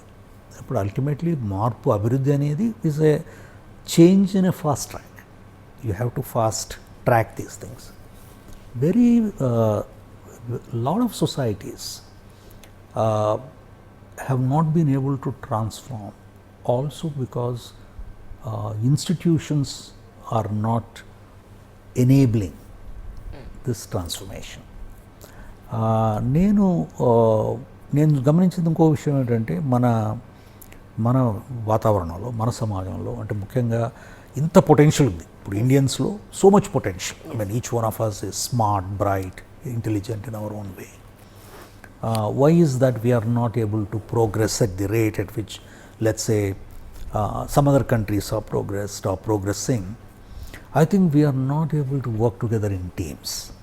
The teamwork, I think it becomes so important to recognize that you are one of the team members. If I am a collector, I am maybe, I am the most important person, no doubt, but I am a member of a team. Yes. So how do you work in this team? నేను this also అంటే lot of people remember me from my early days, my pre-95-96 days before I went abroad. నేను I became wiser actually to my own shortcomings after I went abroad. నేను what I learned when I went abroad is the team work. Here also I recognise the team work. I worked lot of hard, but I used to drive much more vigorously. Now I understand that all people cannot work at the same pace. True. Some people are fast, some people are slow. That is one thing I learned, that the team is not uniformly efficient, Yes. and there are Differences. Second ఏమిటంటే నాకు I use to be very impatient and very short tempered really and because I use to be very impatient with incompetence, inefficiency. I am still impatient with incompetence, because if I am secretary to government, I don't know my subject, then I have no business to be secretary to government. I feel very strongly you have to be competent in what you choose to do. Yes. Whatever, I mean, each one of us raise up to, to the level of our inefficiency, but you have to be competent in what you choose to do. If you are not competent enough, you must leave the job. And so competence I used to play a lot of premium, I still do. The third important thing is the integrity, honesty. Honesty does not mean not taking bribes. Honesty also means every part of my life. Ante nenu what I tell others I must practice. So integrity is a 360-degree thing. It's not just not taking bribes alone. Whether I speak, I must tell you truth. That is integrity. Fourth important thing I really learned was that there is each political system offers you a certain space, and you have to operate within that space. You have to learn to work with the political system. I was fortunate actually, my first 10 years of my career, because I worked mostly in Naxal areas. Yes. Politicians ఎవరు భయపడిపోయేవాళ్ళు, వాళ్ళు ఎవరు ఆ ప్రాంతాలకు వచ్చేవాళ్ళు కాదు. I think అది కొంత అదృష్టమేమో sir, without any influences. Exactly. ఆ రోజులు అందుకే ఇప్పుడు వచ్చి నేను చూస్తే ఎంత మారిపోయింది పరిస్థితి అనేది. ఆ రోజుల్లో మీ వర్క్ మీరు ప్రశాంతంగా చేయగలిగారు. ప్రశాంతంగా అసలు ఏమీ పొలిటికల్ ఇంటర్ఫిరెన్స్ అనేది, అందుకే నాకు ఆ పొలిటికల్ ఇంటర్ఫిరెన్స్ అనే వ్యవహారం తెలిసేది కాదు. ఒకవేళ ఎవరైనా పొరపాటున నాకు చెప్తే నేను వాళ్ళ మీద ఒక పెద్ద రాద్ధాంతం చేసేవాడిని. ఆ రోజుల్లో గడిచిపోయింది. అంటే ఆ రోజుల్లో ఎవరైనా ఎమ్మెల్యే వచ్చి ఇదిగో ఈ తహసీల్దార్ మాకు వద్దండి, ఆయన్ని వేయండి అంటే నేను దాని మీద ఒక పెద్ద రాద్ధాంతం చేసేవాడిని. నేను నేర్చుకున్నది ఏమిటంటే, బయట పనిచేస్తున్నప్పుడు మనకి ఎంత స్పేస్ ఉంటుంది పనిచేయడానికి. ఇండోనేషియాలో when I started working in Indonesia didn't have democracy. This was in 96, 97, 98లో చేంజ్ వచ్చింది after Suharto collapsed. When Suharto was the president, it was complete dictatorship. So there was not much of a space for anyone to operate other than what the president tells you to do.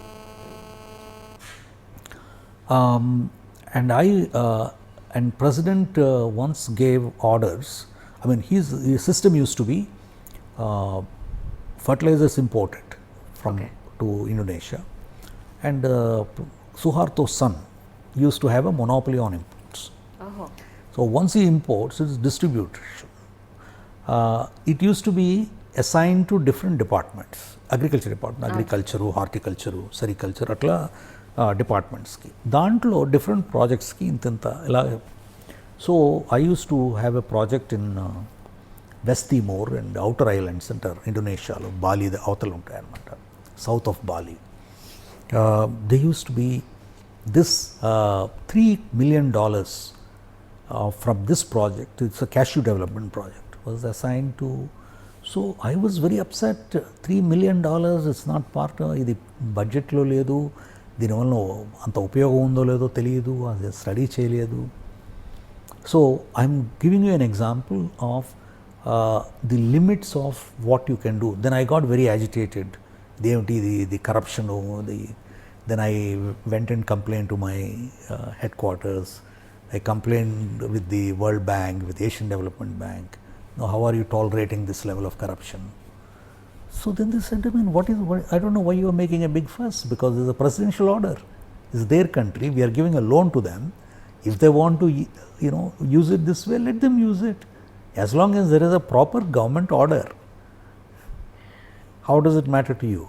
So That is the, I mean, like that we learnt a lot. Yes. I mean, you know, I worked in so many countries with so many different Yes, sir. difficult political establishments. So you learn also to operate within the political space. What is the best you can do? This is because the political system is much more powerful, even whether it's dictatorships or democracies. Even a weaker democracy like Bangladesh is still is important. Yeah. So Adi, I learnt that how do we really harmonize the political and the progressive. So నేను పద్మనాభయ్య గారిని ఇదే అడిగాను sir, Ramakant Reddy గారిని, పద్మనాభయ్య గారిని. Civil సర్వీసెస్కి సంబంధించిన అన్ని సర్వీసులు స్వతంత్ర ప్రతిపత్తితో ఉండే అసలు అవకాశం ఉందా, ఎవరి ఇన్ఫ్లుయెన్స్ లేకుండా అని అంటే ఆయన ఒకటే అన్నారు, మా ప్రజాస్వామ్యంలో ఎలా అవుతుంది, అసలు ఏ పనేనా ఇది అని. సో ఆల్మోస్ట్ నా సివిల్ సర్వీసెస్ సిరీస్ ఒకటి ఉంది సార్ నాది. ఆల్మోస్ట్ ఒక 200 మంది సివిల్ సర్వెంట్స్ని ఇంటర్వ్యూ చేస్తున్నాను. I see. సో అందరూ లోపల ఉన్న ఒక ఫీలింగ్ ఏంటంటే ఎంతో చేయాలనుకున్నాం, ఇంకా చేయాలి, చేయలేకపోతున్నాం, లాట్ ఆఫ్ ప్రెషర్స్. అది అందరికీ తెలిసిన ఓపెన్ సీక్రెట్ అనుకోండి ఒక మాటలో చెప్పాలంటే. సో ఇన్నేళ్లలో ఇంకా చెయ్యాలి అని అనుకుని ఇప్పటికీ చేయలేని పని ఏమన్నా ఉందండి?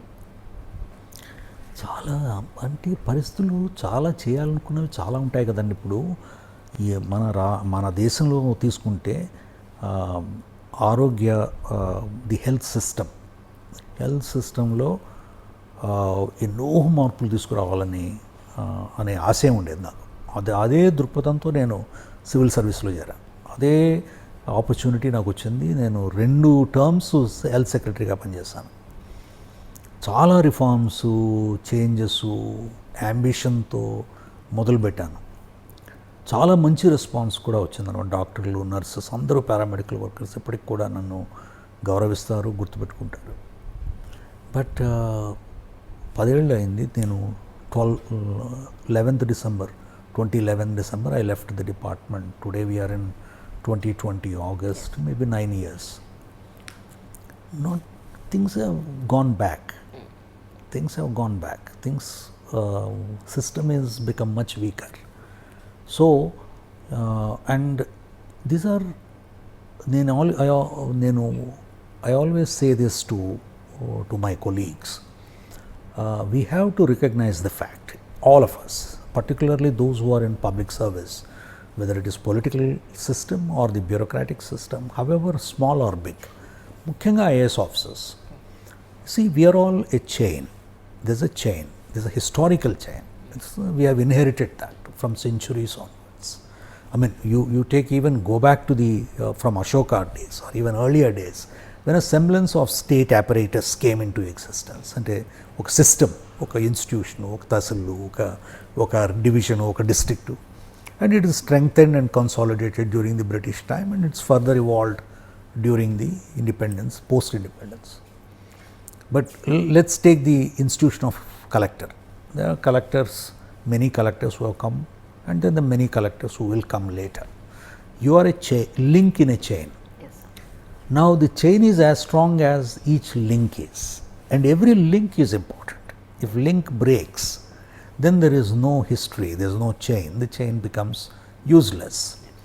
Now this recognition comes to officers after they retire. And I am not saying this now. I said that at the beginning of my career, and I say this today. Yes, sir. Because this realization must come very early to those who are aspiring to join IAS and those who are in the IAS.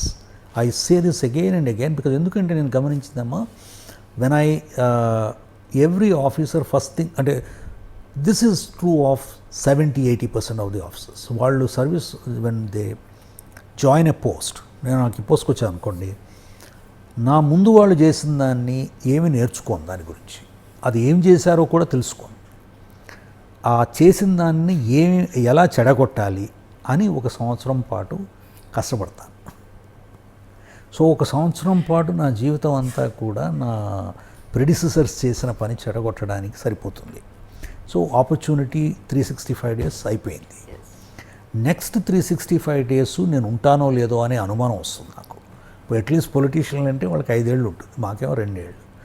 ఆ ఒక సంవత్సరంలో నేను నాకు నా brand ఎలా create చేయాలి అని నాకు నచ్చినవి, నాకు ఇష్టపడేవి, నాకు తెలుసుకున్నవి, అంటే ఇంకెవరి మాట వినను కాబట్టి అవన్నీ ఏదో ఒకటి గందరగోళంగా హడావిడిగా చేసేసి societies don't change in a day, they don't change in a year, it takes centuries, decades. Certain things will change in a day, certain things will take century.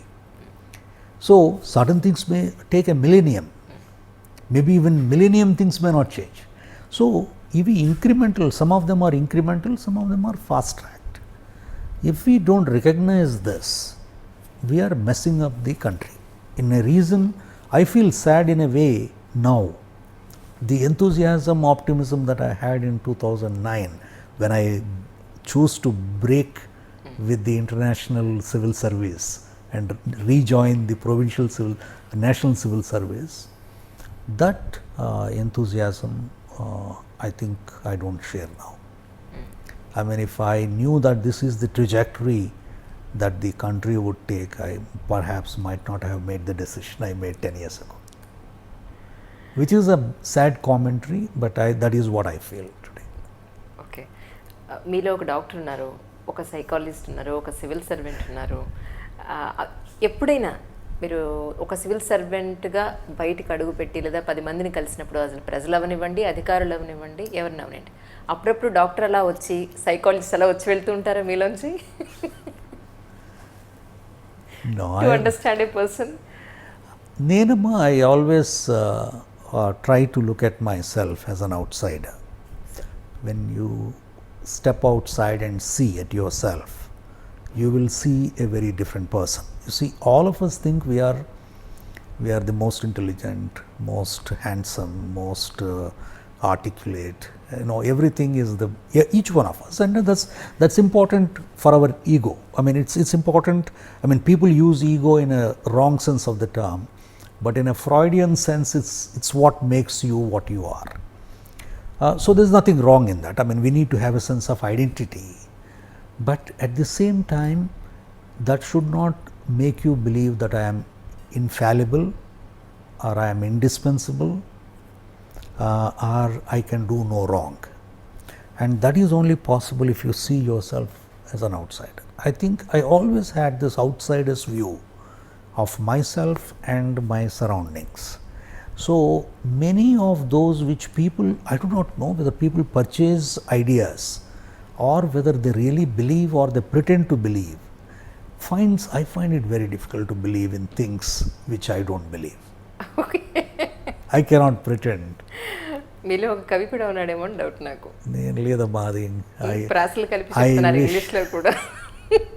ఇంగ్లీష్లో కూడా ప్రాస కలిపారు మీరు. I wish I had the time to write, which maybe I will, but so far I have not. Maybe after 20 years, I think so. No, I must start now. ఇప్పుడే start చేస్తారా? రాస్తే మొట్టమొదటిసారిగా దేని గురించి రాస్తారు? I will lot of experiences, no? Lot of my international experiences have been so. కానీ రాయాలి sir, రాస్తే ఏంటంటే so valuable, it's so extraordinary. మీరు చెప్పిన ఎక్కడెక్కడైతే మీరు వర్క్ చేస్తారో దాని గురించి ఇన్ డీటెయిల్డ్గా నేను వెళదామంటే అట్లీస్ట్ నాకు 3-4 రోజులు ఇంటర్వ్యూ. రియలీ నాకు మీ నుంచి నాకు చాలా పర్మిషన్స్ కావాలి అప్పుడు.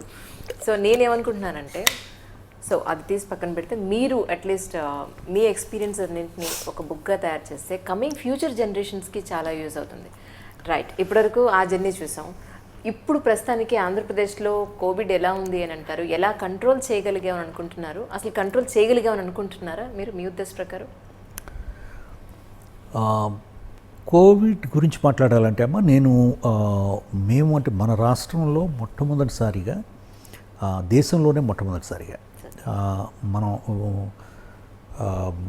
ప్రిపేర్ అయ్యాం. మన మొట్టమొదటి కేసు ప్రపంచంలో చైనా అఫీషియల్గా డిక్లేర్ అయింది 31st December 2019.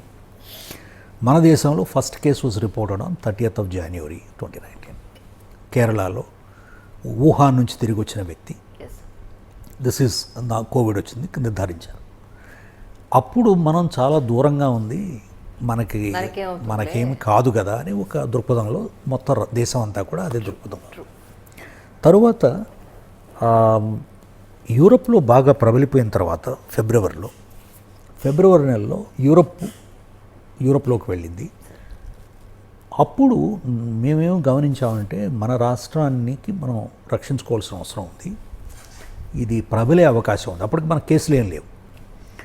ఇది మనకి ఏ విధంగా రావాలి, ఇది ఒక యంత్రం ద్వారా కానీ లేకపోతే ఒక ప్యాకేజ్ ద్వారా కానీ వచ్చే అవకాశం లేదు. ఈ వ్యాధి భారతదేశంలోకి రావాలి అంటే ఒక వ్యక్తి తీసుకురావాల్సిందే. ఆ వ్యక్తి బయట దేశం నుంచి వచ్చిన వాళ్ళు తీసుకురావాల్సిందే. ఎవరైనా కావచ్చు, ఎక్కడి నుంచి అయినా కావచ్చు. కాబట్టి ఎవరైతే విదేశాల నుంచి వస్తున్నారో వాళ్ళందరినీ కూడా మనం ముందే ఐడెంటిఫై చేసి ట్రేస్ చేసి ట్రాక్ చేస్తే బాగుంటుంది. గవర్నమెంట్ ఆఫ్ ఇండియా ఒక విధంగా ఫెయిల్ అయింది ఈ విషయంలో. వాళ్ళు ట్రాక్ చేయలేదు, టెస్ట్ చేయలేదు, ఓన్లీ టెంపరేచర్ మాత్రం మెజర్ చేస్తున్నారు. అప్పటికే ఇనఫ్ లిటరేచర్ ఉంది. ఈ 45 రోజుల్లో వచ్చిన ప్రపంచంలో కోవిడ్ మీద రాసిన లిటరేచర్ అంతా చదివాను నేను. అంటే ముఖ్యమైన important Lancet, British medical journal, new England journal of medicine, ఈ 3 considered the leading journals in medicine. దాంట్లో వచ్చినవన్నీ చదివాను. దాంట్లో fever was never a prominent symptom of Covid. It is also a symptom, it's a late symptom. Okay. So even if unless there is a severe lung infection, high fever ఉండదు, so లో fever. అది కూడా 5 days తర్వాత infection వచ్చిన 5 to 7 days తర్వాత వస్తుంది. So it is not a prominent symptom. So how do you test people? So you are only testing and also from a distant remote testing of temperature which normally it records 1.5 degrees lower. కాబట్టి మేము ఏం చేసామంటే మన రాష్ట్రానికి వస్తున్న వాళ్ళు, we had only Vizag was the only international airport. Vizag international ఎయిర్పోర్ట్లో land అవుతున్న వాళ్ళందరినీ కూడా నాట్ ఓన్లీ టెస్ట్ చేయడమే కాకుండా వాళ్ళ ఇంటి అడ్రస్లు తీసుకుని వాళ్ళని ఐసోలేషన్లో ఉండమని అడ్వైస్ చేసి టెస్టింగ్ మొదలుపెట్టాం వాళ్ళని. టెస్టింగ్ మొదలు పెడితే టెస్టింగ్ ఫెసిలిటీ లేదు మనకప్పుడు. ముందు పూణే పంపించే వాళ్ళని, ఆ తర్వాత వచ్చే రోజుల్లో హైదరాబాద్ పంపించాం.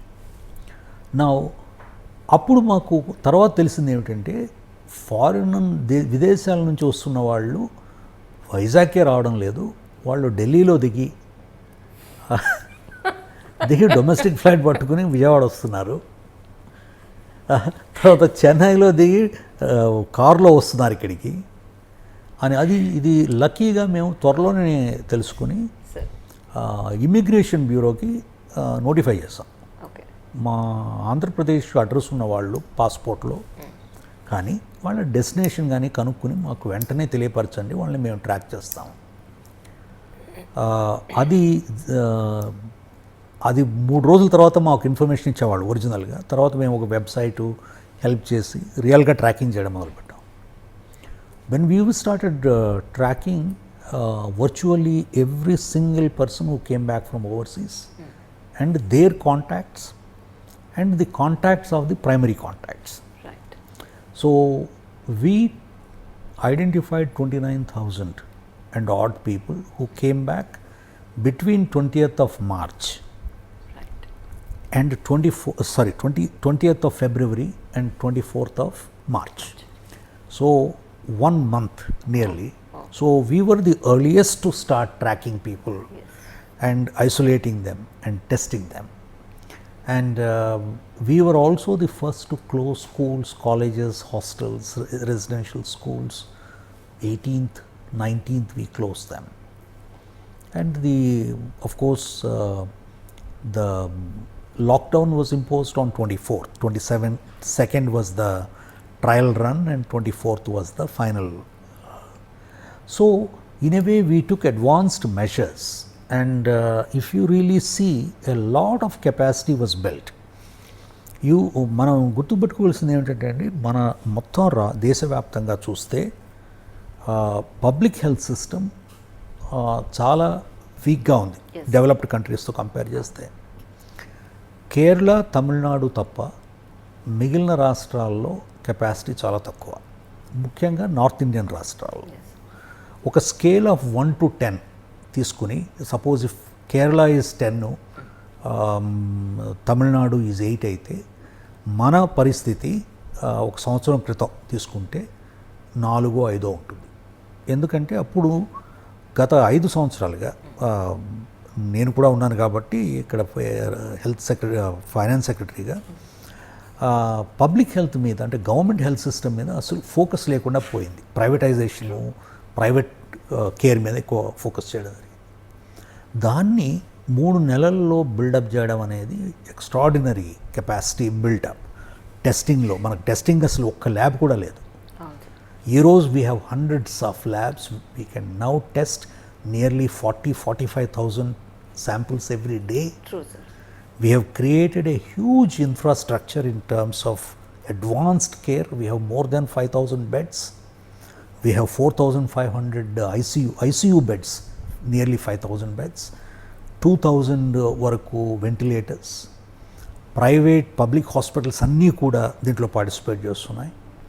క్లియర్ ట్రీట్మెంట్ ప్రోటోకాల్స్, తర్వాత involvement of the village volunteers, ASHA వర్కర్లు, వార్డ్ వాలంటీర్సు, వాళ్ళ ద్వారా సర్వేలెన్స్ చేయడం, ప్రతి ఇంటికి ప్రతిరోజు ఎర్లీ సిమ్టమ్స్ డిటెక్ట్ చేయడం, సిండ్రోమిక్ అప్రోచ్ అడాప్ట్ చేయడం. I think an extraordinary effort is put in to మన స్టేట్లో కంట్రోల్ చేయడంలో, టెస్ట్ చేయడంలో, ట్రాక్ చేయడంలో, ట్రీట్ చేయడంలో. ఇప్పుడు పరిస్థితి ఏమిటంటే అండి, ఇది మనం ఐలాండ్ కాదు, ఇది we are part of India. People are మన రాష్ట్రానికి వస్తున్నారు, వెళ్తున్నారు, ఫ్రీ మూమెంట్ ఉంది. తరువాత ప్రజలు ఇప్పుడు కోవిడ్ మేనేజ్మెంట్లో గుర్తుపెట్టుకోవాల్సింది ఏమిటంటే అండి, మనకి 50,000 మంది మన దేశంలో ఇప్పుడు ఇంచుమించు we're now becoming the second highest incidence in the world. First వచ్చేసింది సార్ అది అంటే యుఎస్ ఇస్ దేర్. సో మనం డెత్ రేట్ మనం తక్కువ అని మనం చెప్పుకోవచ్చు కానండి, every person who's died is a father to somebody, or a husband to somebody, or a son to somebody. కాబట్టి we have to value every life. My own senior colleague, మా boss, he used to be a senior colleague, he was hardly 66-65. He passed away. Very productive, very active, very healthy person. So COVID has claimed many lives. True. And a lot of people I know have died. So my important thing is even now, most responsibility is on the people. Yes.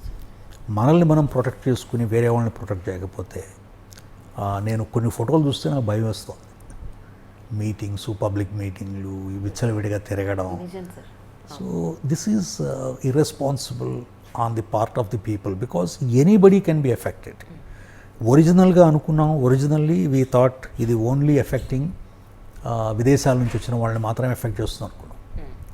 తరువాత అనుకున్నా ఇదిగో ఢిల్లీ వెళ్ళి వచ్చిన వాళ్ళని మాత్రమే effect చేస్తుందని. తరువాత ఏమిటంటే ఇది ఓన్లీ పూర్ పీపుల్ని, స్లమ్స్లో ఉన్న వాళ్ళని మాత్రమే, అర్బన్ ఏరియాస్లో ఉన్న వాళ్ళని. బట్ అర్బన్ ఏరియాస్లో ఉన్న స్లమ్స్లో ఉన్న వాళ్ళు వచ్చి రిచ్ పీపుల్ ఏరియాలో పనిచేస్తున్నారు. మిడిల్ క్లాస్ వాళ్ళేమో రోడ్ల మీద తిరుగుతున్నారు. మొట్టమొదట ఏమనుకున్నామంటే ఇది ముసలి వాళ్ళు, జబ్బున్న వాళ్ళకి మాత్రమే డేంజర్ అవుతుంది, మిగిలిన వాళ్ళకే నష్టం లేదు. యువకులు చనిపోతున్నారు ఇప్పుడు. We have lost people 20s, 30s. Doctors in 40s have died. So it is ఈ వైరస్కి ఏమిటంటే తేడా తెలియదు. ఈయన ప్రెసిడెంట్ ఆఫ్ ఇండియానా లేకపోతే ట్రంపా అనేది దానికి కళ్ళు, ముక్కు, చెవులు లేవు కాబట్టి ఎవరిని దొరికితే వాళ్ళని ఇన్ఫెక్ట్ చేస్తుంది. కాబట్టి only way to infect is through person to person. కాబట్టి please maintain distance. And so ఇప్పుడున్న పరిస్థితి అమ్మ we're managing this is the biggest challenge. This is the biggest challenge to humanity, biggest challenge to the world, biggest challenge to our country. Yes. And దీంట్లో గవర్నమెంటే అని చేస్తుంది, government will take care అంటే no government in the world can take care.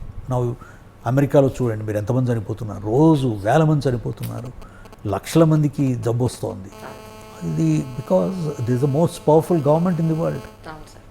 So the simple fact of the matter is core responsibility is on the individuals. to safeguard themselves. Media, of course, media, Yes, sir. individuals, big role to play. Sir ఎన్ని governments వచ్చినా, governments ఎన్ని రకాల పథకాలు పెట్టినా అది ప్రజల వరకు అందట్లేదు అనేది మనందరికీ తెలిసిన విషయమే. అయితే ఈ పరిస్థితిని ఏదైనా బెటర్మెంట్ చేయడం కోసం ప్రజల్లో అవేర్నెస్ తీసుకొచ్చి, ఓకే వైట్ రేషన్ కార్డు ఉంటే మాకు ఇగో ఇవి ఇవి ఇవి ఇవి ఉన్నాయి, లేదు నేను బిలో పావర్టీ కింద ఉంటే ఇగో ఇవన్నీ మాకు గవర్నమెంట్ నుంచి మాకు వస్తాయి, ఇలాంటి ఒక అవేర్నెస్ కార్యక్రమం ఏమైనా చేస్తున్నారా సార్?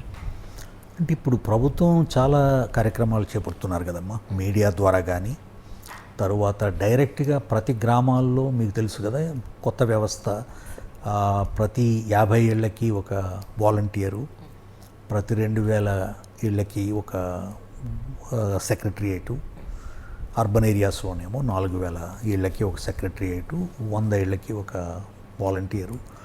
కాబట్టి వీళ్ళ ద్వారా ప్రజల్లో చైతన్యం తీసుకురావడానికి, కార్యక్రమాల గురించి వారికి వివరించడానికి, ప్రజల్లో చైతన్యం తీసుకురావడానికి, చెప్పడానికి, వారికి పథకాలు అవి ప్రత్యక్షంగా అందే విధంగా చూడడం, వారే వెళ్ళి ప్రతి వ్యక్తి వెళ్ళి అందించిన ఫోటోని మళ్ళీ అప్లోడ్ చేయడం, ఇదంతా కూడా ట్రాన్స్పరెన్సీ తీసుకురావడానికి, ప్రజలకి డైరెక్ట్గా బెనిఫిట్స్ అందించడానికి, తరువాత డైరెక్ట్ బెనిఫిట్ ట్రాన్స్ఫర్, బ్యాంక్ అకౌంట్లోకి డబ్బులు ట్రాన్స్ఫర్ చేయడం పథకాలన్నింటిలో కూడా. ఇవన్నీ కూడా ఎక్స్ట్రాడినరీ అచీవ్మెంట్స్. అంటే ఇవి దీంట్లో డిలే తగ్గిపోతుంది, మిడిల్ మన్ ఎలిమినేట్ చేస్తున్నాం, ట్రాన్స్పరెన్సీ తీసుకొస్తున్నాం, డైరెక్ట్గా బెనిఫిట్ ప్రజలకు అందజేస్తున్నాం. So there is a far reaching impact. కొంతమంది విద్యావంతులు అనేది ఏంటంటే ఆంధ్రప్రదేశ్లో ఇన్ఫ్రాస్ట్రక్చర్కి ఇంపార్టెన్స్ ఇవ్వడం లేదు, ఓన్లీ ప్రజల గురించే పట్టించుకుంటున్నారు తప్ప ఇన్ఫ్రాకి ఇస్తే కదా కంపెనీలు అవి వచ్చేది అని. దీని మీద మీ అభిప్రాయం ఏంటి సార్? ఇన్ఫ్రాకి ఇంపార్టెన్స్ అనేది సీఎం గారికి దీని మీద మంచి అవగాహన ఉంది. School buildings across the state, college buildings, hospital buildings, these are all essential infrastructure programmes. అలాగే ఇరిగేషన్ పోలవరం కానివ్వండి, ఇప్పుడు రాయలసీమ డ్రౌట్ మిటిగేషన్ ప్రాజెక్ట్ కానివ్వండి, ఈ lift irrigation, Jaggayyapeta lift irrigation, ఇవన్నీ కూడా these are all important irrigation projects that will stabilise irrigation, agriculture and expand. So ఇవి చాలా ముఖ్యమైన కార్యక్రమాలు. అలాగే భోగాపురం ఎయిర్పోర్ట్ ఫైనలైజ్ అయింది, త్వరలోనే మొదలవుతుంది. That will be a biggest international airport in Andhra Pradesh. Then పోర్ట్లన్నీ develop చేయాలి, ముఖ్యంగా Ramayapatnam, Machilipatnam, these are important ports for long time, ఇంకా important. So there is a lot that is happening, but then one has to balance within the resources between the direct benefit to the beneficiaries and the infrastructure. So I'm sure in coming days there will be some better balance. అంటే ప్రస్తుతానికి ఈ 1.5 yearలో మనం ఇది సాధించాం అని చెప్పడానికి ఏదైనా ఒక పాయింట్ ఏమైనా చెప్పగలుగుతారు ప్రజల కోసం? అవి ప్రజల కోసం ఒకటమ్మా, ముఖ్యంగా ఒక వ్యవస్థ ఏర్పాటు చేయడం, గ్రామీణ 3,50,000 మందికి ఉద్యోగాలు ఇవ్వడం, వారిని ప్రతి గ్రామంలో ప్రతి వార్డులో ఇంతమంది ఉపాధి కల్పించడం, వారి ద్వారా ప్రభుత్వ కార్యక్రమాలని ప్రత్యక్షంగా ప్రజలకు అందించడం అనేది ఒక గణనీయమైనటువంటి, ఇది ఒక వ్యవస్థ ఏర్పడింది ఒకటి. రెండవది ముఖ్యంగా చాలా deep focus on education, health care. వాటిల్లో ఒక ఇన్ఫ్రాస్ట్రక్చరే కాకుండా వాటికి మిడ్ డే మీల్స్ ప్రోగ్రామ్ కానీ, వారికి ఇవ్వాల్సిన స్కూల్ కిట్స్ కానీ, తర్వాత కంప్లీట్గా కరికులంలో చేంజ్, తర్వాత మదర్ టంగ్ మీద ఎంఫసిస్, ఇంగ్లీష్ మీడియం ఎడ్యుకేషన్, ఇవన్నీ ఫార్ రీచింగ్ చేంజెస్. ఇవన్నీ కూడా they will take time to actually impact, but they are far reaching changes. Similarly, healthcare made a phenomenal transformation. Then all manifesto lo unna promises anni kuda 1 year lopale implement cheyadam anedi, that is adi chaala gananiyamainatuvanti achievement ముఖ్యమంత్రి గారిది. Sir ఇప్పుడు already మనకి Covid వచ్చిన తర్వాత ఒక pandemic వస్తే పరిస్థితులు ఎలా ఉంటాయి, ఎలాంటి జాగ్రత్తలు తీసుకోవాలి ఏంటనేది ఇది ఒక great experience for every one. Not only for government servants, ప్రజలకు కూడా అసలు ఏం చేయాలో కొంత అవగాహన వచ్చింది. కానీ కమింగ్ ఫ్యూచర్లో మరో ఎలాంటి పాండమిక్ సిచ్యువేషన్స్ వచ్చినప్పుడు గవర్నమెంట్ తరఫు నుంచి ఖచ్చితంగా ఇలాంటివి మనం మెంటల్గా ప్రిపేర్ అయ్యి ఉండాలి అనేది ఏమన్నా ఒకటి అనుకున్నారా సార్? ఇటువంటి పాండమిక్ ఇంకా రాకూడదని అనుకుందామండి ముందు అంటే ఇంక ఇదే చివరి పాండమిక్, ఇక ఇటువంటివి మళ్ళీ తిరిగి రాకూడదు అని మనమంతా ప్రార్థిస్తూ భావిస్తూ ఆలోచిస్తూ, ముఖ్యమైన అంశం ఏమిటంటే అండి, ఇప్పుడు మన వ్యవస్థలో, మన దేశంలో కానివ్వండి, మన రాష్ట్రంలో కానివ్వండి, ఎందుకంటే హెల్త్ అనేది ఒక వ్యక్తికి సంబంధించిన వ్యవహారమే కాదు, ప్రజలందరికీ, సమాజం అంతరికి, రాష్ట్రానికి, దేశానికి, ప్రపంచానికి సంబంధించిన వ్యవహారం. ఎందుకంటే ఒక వ్యక్తి ద్వారా మొత్తం ప్రపంచం మొత్తం వ్యాపించిన వ్యాధి ఇది. చూడండి, మరి ఒక్క వ్యక్తే మొదలుపెట్టింది. సో ఒక వ్యక్తి ద్వారా 217 దేశాల్లో ఇంచుమించు 10 కోట్ల మందికి ఈ వ్యాధి ప్రబలిందంటే ఎంత unbelievable spread. So this reality we have to recognise. అంటే సమాజం, if you have to learn a lesson, biggest lesson ఏమిటంటే ఆరోగ్యం అనేది ఒక వ్యక్తికి సంబంధించిన విషయం కాదు, ఇది మొత్తం అందరికి సంబంధించింది. ఒకటి. రెండవది ఏమిటంటే అభివృద్ధి చెందుతున్న దేశాల్లో, ముఖ్యంగా భారతదేశంలో మనం ప్రైవేటు వ్యవస్థ మీద ఆధారపడి బ్రతుకుతున్నాం. ఏదో ప్రైవేటు ఆసుపత్రులు మనల్ని చూసుకుంటాయి, ప్రభుత్వ ఆరోగ్య వ్యవస్థ అవసరం లేదు అని కొంతమంది చాలా రోజులుగా భావిస్తున్నారు. కాబట్టి ఇన్సూరెన్స్ ఉంది, లేకపోతే ఇటువంటి కార్యక్రమాలని, ఇదొక వేకప్ కాల్ అటువంటి వాళ్ళకి. ఏమిటంటే ఖచ్చితంగా ప్రైవేట్ వ్యవస్థకు కూడా బాగా ఉంది, కానీ ప్రధాన వ్యవస్థ అనేది ప్రభుత్వం. ఇప్పుడు మన దేశంలో ఒక 100 రూపాయలు ఆరోగ్యానికి ఖర్చు పెడుతున్నట్లయితే 20% మాత్రమే ప్రభుత్వం ఖర్చు పెడుతుంది, 80% ఒక వ్యక్తి తన జేబుల్లో నుంచి ఖర్చు పెడుతున్నాడు. దీని ద్వారా 40% of people are remaining in poverty are becoming poor every year. మన రాష్ట్రంలో ఆరోగ్యశ్రీ వలన చాలా వరకు అటువంటి వాళ్ళకి సపోర్ట్ చేస్తున్నాం. అయినా కానీ there is a need for a పర్మనెంట్గా పబ్లిక్ హెల్త్ సిస్టమ్ని స్ట్రెంగ్తన్ చేయవలసిన అవసరం ఉంది. కాబట్టి మన ఫస్ట్ ప్రయారిటీ నా ఉద్దేశంలో we have to build public health care system from bottom up. గ్రామంలో క్లినిక్, గ్రామంలో ఒక సబ్ సెంటరు, ప్రైమరీ హెల్త్ సెంటర్లో వెల్ ట్రైన్ డాక్టర్సు, వాళ్ళు connected with the sub centre. ప్రతి వ్యక్తికి కూడా డిజిటల్ హెల్త్ రికార్డ్, ఆ రికార్డులన్నీ కూడా సెంట్రలైజ్డ్ డేటాబేస్, అవన్నీ కనెక్టెడ్ టు హాస్పిటల్స్. ఈ హాస్పిటల్స్ ఎక్కడైతే పబ్లిక్ హాస్పిటల్స్, గవర్నమెంట్ హాస్పిటల్స్ ఇవి అందించలేవో అక్కడ ప్రైవేట్ హాస్పిటల్స్ నుంచి సర్వీసెస్ తీసుకోవడం. మీరు ప్రైవేట్ హాస్పిటల్కి వెళ్తారంటే వెళ్ళండి, that is your freedom, but you pay for it. So I think we have to change the entire structure and system. అలాగే ఎంబీబీఎస్ ట్రైనింగ్ కానీ, nursing training కానీ, పారామెడికల్ ట్రైనింగ్ కానీ, numbers పెంచడమే కాదు. నెంబర్స్ పెంచితే సమస్య పరిష్కారం అవుతుందని చాలామంది అనుకుంటున్నారు, అదే గమనిస్తున్నాను నేను. It's not the quantity that matters, it's the quality that matters. What is my skill? So how do I get trained, how do I get inspired? ఎందుకంటే అండి, medicine is very different. Medical training is completely different from every other training. మీరు history నేర్చుకోవాలంటే నాకు lecture ఎవరు చదువు చెప్పలేదు, నేనే చదువుకున్నాను, టెక్స్ట్ బుక్ తీసుకున్నాను, చదువుకున్నాను. ఇప్పుడేమో యూట్యూబ్లో వాటిల్లో లెక్చర్స్ ఉన్నాయి, నేర్చుకోవచ్చు. బట్ మెడిసిన్ అలా కాదు. మెడిసిన్ నిజంగా చెప్పాలంటే అమ్మా, ఇట్ ఈజ్ ఏ గురు శిష్య పరంపర అంటారు చూసారా మన పురాతన కాలంలో. ఒక గురువు దగ్గర నేర్చుకోవాలన్నమాట. ఇదిగో ఈ స్కాల్పులు ఈ విధంగా పట్టుకోవాలి, ఈ విధంగా స్టిచెస్ వేయాలి, ఈ విధంగా ఆపరేషన్ చేయాలి అనేది, ఈ విధంగా ఎగ్జామినేషన్ చేయాలి అనేది నేను ఏదైతే 35, 38, 40 ఏళ్ల క్రితం నేర్చుకున్నానో ఇప్పటికి కూడా నేను ఆ స్కిల్స్ అలాగే ఉన్నాయి నాకు. అది కారణం ఏమిటంటే మా గురువులు, నేర్పించిన గురువులు, వాళ్ళ ప్రభావం, వాళ్ళ మీద నాకున్న నమ్మకం, ఆ respect, it is almost like gods to me. So if you don't respect that, there is nothing we can do. So we need to completely, this is the opportunity. ఒక్క విషయం ఈ ఇంటర్వ్యూ నుంచి I want you to take away is అది everyone has to recognize that only a healthy society can be a developed society. No health, no development. మీరు చూసారు కదా నేను GDP Yes. 25% contract అయిపోయింది. It will further contract if you don't pay attention. Health is so important and it affects every dimension of the society. So కాబట్టి most important investment has to be in health and it has to be built with care and caution.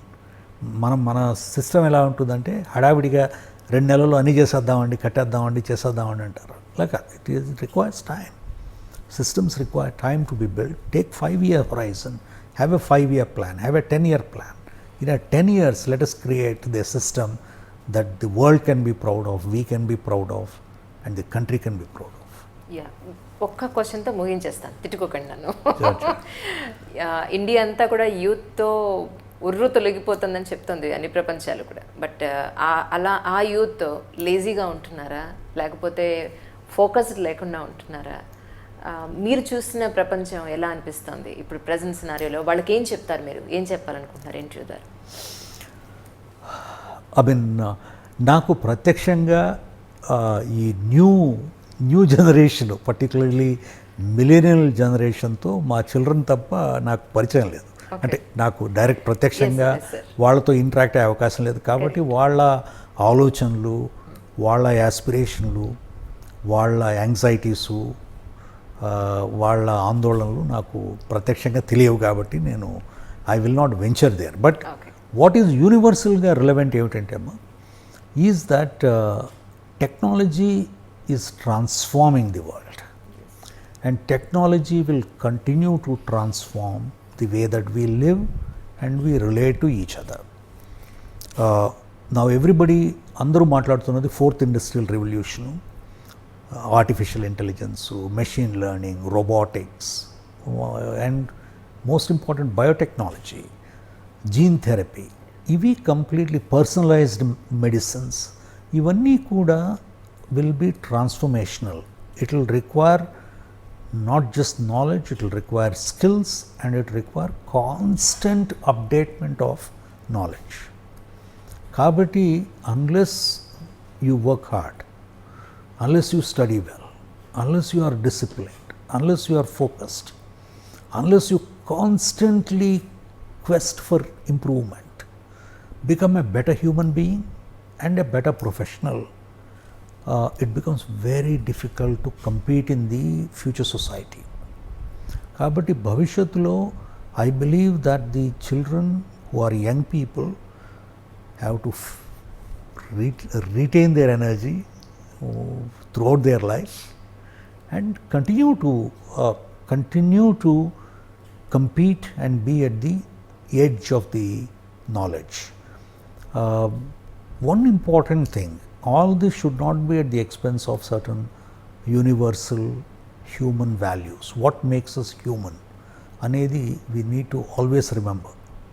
That is, we must always be considerate, compassionate. We must always be part of a larger humanity, and the sense of belonging to a society I believe is important. And నేను ఇంకొకటి అంటే another important thing, particularly మన ఆంధ్ర మిత్రులకి, తర్వాత భారత యంగ్స్టర్స్కి, future జనరేషన్స్కి నేను గమనిస్తున్నది ఏమిటంటే అండి, there is some poison that is seeping into our society. Poison of regionalism, religion, caste. Now these should unite people and not divide. And this primordial identities, ఇది ఎప్పుడో పురాతన సమాజంలో ఈ ప్రైమార్డియల్ ఐడెంటిటీస్ ఏదైతే ఉన్నాయో అవి they seem to now become fundamental and people are taking pride are people are are not taking pride. Either you are a victim or you are a perpetrator. Yeah. Now I think unless human beings recognize that they are human first, and we all share the same DNA, same genetic composition, I think the more we divide, weaker we are. This country will never progress. This country will have no future, and particularly Andhra Pradesh lo I am noticing this trend which I believe is poisonous. Yes. And this poison needs to be stemmed, and all those who think that they take pride in these primordial identities, that it's a region, religion, anything that divides people, Yes. I think is so. I believe that people must really have a more equanimous existence, more inclusive existence, and more fraternity among people of different regions, religions, castes, languages, and I think that's the way to go forward. So otherwise come 2060, 2070, the India will still be a developing country, still be emerging in some distant horizon. I believe 10 years back, I sincerely believed 10 years back, and that India, the second half of 21st century would India's century. Today in 2020, I am not so confident. As a senior civil సర్వెంట్గా కొత్తగా join అయిన civil సర్వెంట్స్కి ఏం చెప్తారు, లేదా civil సర్వీసెస్కి prepare అయ్యే వాళ్ళకి కానీ మీరేం చెప్పదలుచుకున్నారు? సివిల్ సర్వీసెస్కి ప్రిపేర్ అయ్యే వాళ్ళలో మీరు కష్టపడి ఫోకస్తో ఒక గోల్ పెట్టుకుని చదువుకుని ప్రిపేర్ అవ్వండి. ఎందుకంటే civil services is an extraordinary career, it's a public service. But దీన్ని పబ్లిక్ సర్వీస్గా భావిస్తే మాత్రమే మీరు ఫ్రస్ట్రేట్ కాకుండా ఉంటారు. అలా కాకుండా వేరే ఎక్స్పెక్టేషన్స్ ఏం పెట్టుకున్నా, పవర్ ఎంజాయ్ చేద్దాం, లేకపోతే మనీ చేసుకుందాం, లేకపోతేనేమో హ్యాపీ లైఫ్ స్పెండ్ చేద్దాం అనుకున్నట్లయితే సర్వీస్కి ట్రై చేయొద్దు. సర్వీస్కి ట్రై చేసేవాళ్ళు this is a public service, it's a great gift in life. It will be very fulfilling if you take this as a service, and service is a public, not as a boss of the public. That is incidental. If you people respect you, collector గారు ఆయన పెద్ద మనిషి అంటే అది వేరే విషయం.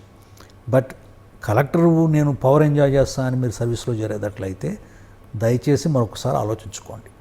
రెండవది ఏమిటంటే, don't invest all your energy, because some people feel so depressed if they don't make it, because 10 lakh people are trying, 1000 people are getting selected, 100 people into the IAS. So this is not the end of the world. The world has so many opportunities.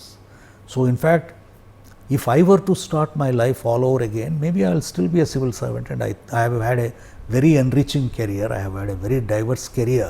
So I am fortunate, I will again choose this course. Certainly I will study medicine, because it's a great education, and never, I will still go back and study medicine. But so it's a great service, so please do that. Those who are already at the beginning of the service, those who are youngsters, who are at younger, working in the districts as assistant collectors, sub collectors, my appeal to them and my request to them is that please listen to people, hear them, learn from them, and please be a team player. You may be number one in the team, but you are still, every person counts. Just like every finger in your hand counts. Every member of your team counts. Treat them with respect. Encourage them, inspire them, train them, and learn from them. If you don't do this, you will not, and then have very clear achievable goals. Not just be blind servant of what you are told to do. Your collectors will always tell what needs to be done. One of my problems had been, I really did not pay much attention to my bosses. I did what I thought was in the public interest and what really mattered to the people. So I was admired by public, not always liked by my bosses, because